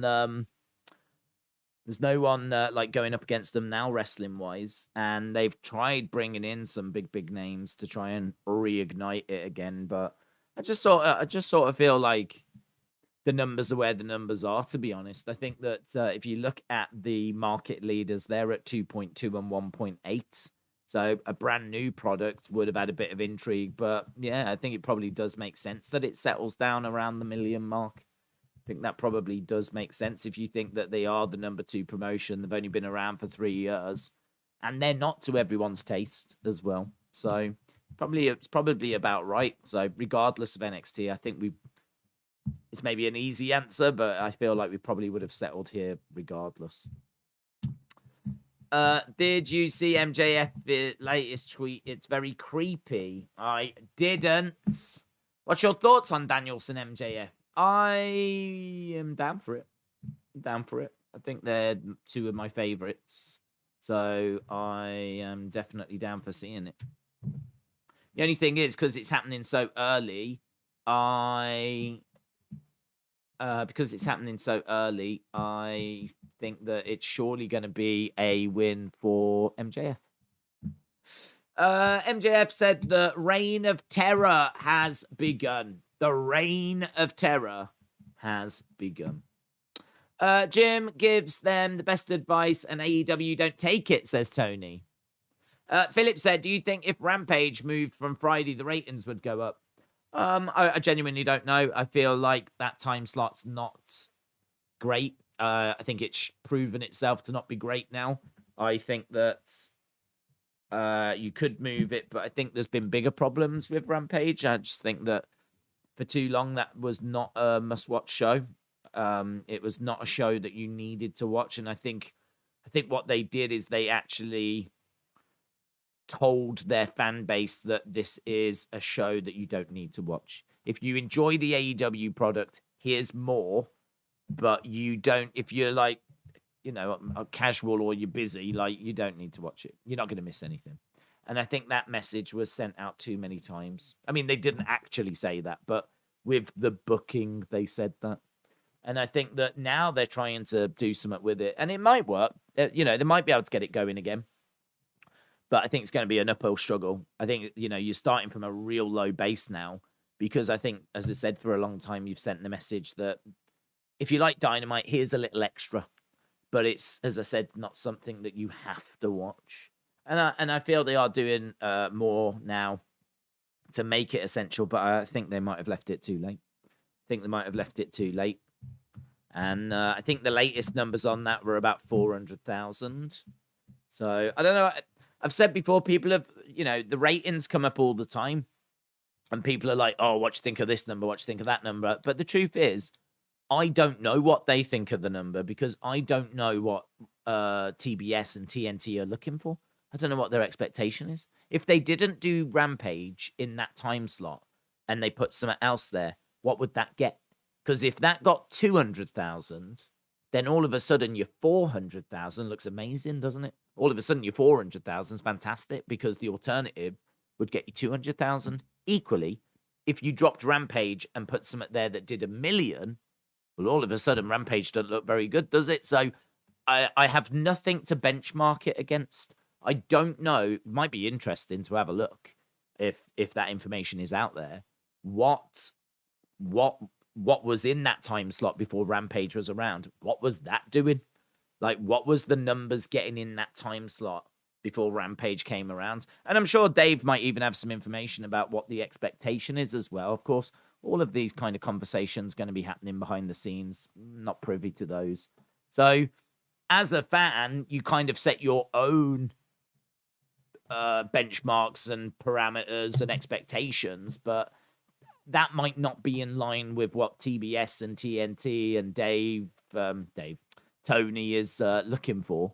Like, you know, they you might be a little bit out on that. So I genuinely don't know. For me, 400,000 feels low, because I suppose in a way you compare it to the 900,000 that Dynamite gets. So the 400, I mean, it's a different time slot, it's a different time.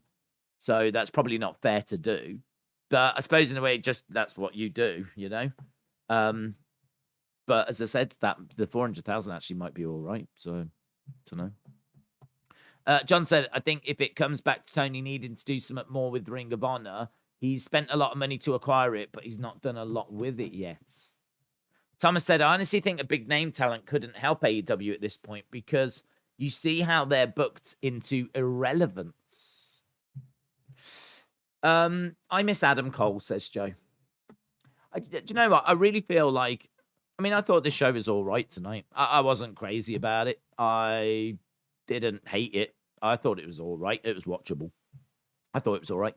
But I feel like there's something there. I feel like they've definitely got something there. I look at Jamie Hayter and I look at MJF and I look at, you know, Regal, Danielson. You look at the talent and you're like, there's definitely something here, you know? But yeah, it feels like, I don't know, maybe Tony's burnt himself out. I mean, he's been working hard for a long time now. Do you know what I mean? You can't say he doesn't work hard. He does. He definitely does. And I feel like he might have burnt himself out. And like, I feel that AEW went, you know, it's had a lot of problems with the Elite and CM Punk and all that kind of stuff and injuries. And I think it went into a lull. And I think that they're trying to do the reset. But I don't know, man. I look at this show and I'm like, this isn't a Dynamite for me personally tonight. That is, yeah, we're back. Boom, we're back, baby. Like, I don't feel that about this Dynamite. I feel like it was fine, but I don't feel like, oh my God, let's get the ticker tape. AEW are on the march. It's not like, oh my God, here we go. AEW are firing on all cylinders. Like, still feels not flat, but it still feels like we're nowhere near where we have been with AEW. So, don't know. We'll have to see. We'll have to see what they've got up their sleeve. Perhaps it's just a case of getting out of this year now. Perhaps you just need to get out of 2022, get into 2023, kick off the new year, put some new feuds in place. Boom, up and running. Happy days, and see where that takes us. So, right, we are at 144. 144. Let's see if we can get to 150. That's 6 more votes. 6 more votes. 150. We'll shut that poll down, and then we can all move on with our lives. Yeah, all move on with our lives. Jim said 400,000 at 10 p.m. is pretty good, considering most people hit bars after SmackDown. Yeah. In all fairness, I mean, like, again, I don't know what to benchmark it against, so I suppose subconsciously you benchmark it against the 1 million or 900,000 of Dynamite, which is probably not a fair thing to do. He needs to stop with the Jags and his football team and just focus on wrestling, says to heal. John said the Mox Handman brawl got a bit silly. MJF promo went on a bit long. Main event was okay. Didn't have big match feel, even though it did try to have it. Tony says, I wish Punk would just make his own wrestling company from all of the money that he is going to get from Tony Khan. Yes, and then make it look like this. Then do this with it, yeah? I'd be totally here for that. Right, okay, let's end the poll. Let's see what you lot thought. 151 votes in the end. Did you know Smurfitunes used to work at World Trade? And he worked there on the day of the incident. I didn't. No, I didn't. I don't think that's ever come up in conversation before. Right, here we go. 32% went 8 to 10. 29% went 7 to 7. 21% went 6 to 675. 15% went 575 or below. I feel like I'd probably be in the 6s for this. Maybe 6.5, 6.75. I feel like I'm around that ballpark. Quite close, but 8 to 10, 32% of people really enjoyed it. So that's good. People enjoying wrestling is always a positive thing. So that is another AEW Dynamite in the bag. So appreciate people joining us. Don't forget, we are back tomorrow with more World Cup. More World Cup goodness. We're back tomorrow with that. Some big games as well. So looking forward to that. And we're almost done with the group stages. And then, yes, my friends, USA this weekend. We're doing the watch along. Can't wait. In fact, we're doing all the World Cup games this weekend. And we're doing Tyson Fury boxing against Chisora from the Tottenham Hotspur Stadium. And we're doing UFC. So we're doing that as well. So it's big weekend. We've had some huge weekends over these past few months, you know. Just feels like a lot of weekends normally now are quite big. So this one is another one as well. So lovely. So, right, we're back tomorrow with more World Cup. And then, of course, back with more World Cup on Friday and SmackDown as well. So enjoy the rest of your nights, my friends. Thanks for joining us. And I will see you again next time. Bye for now.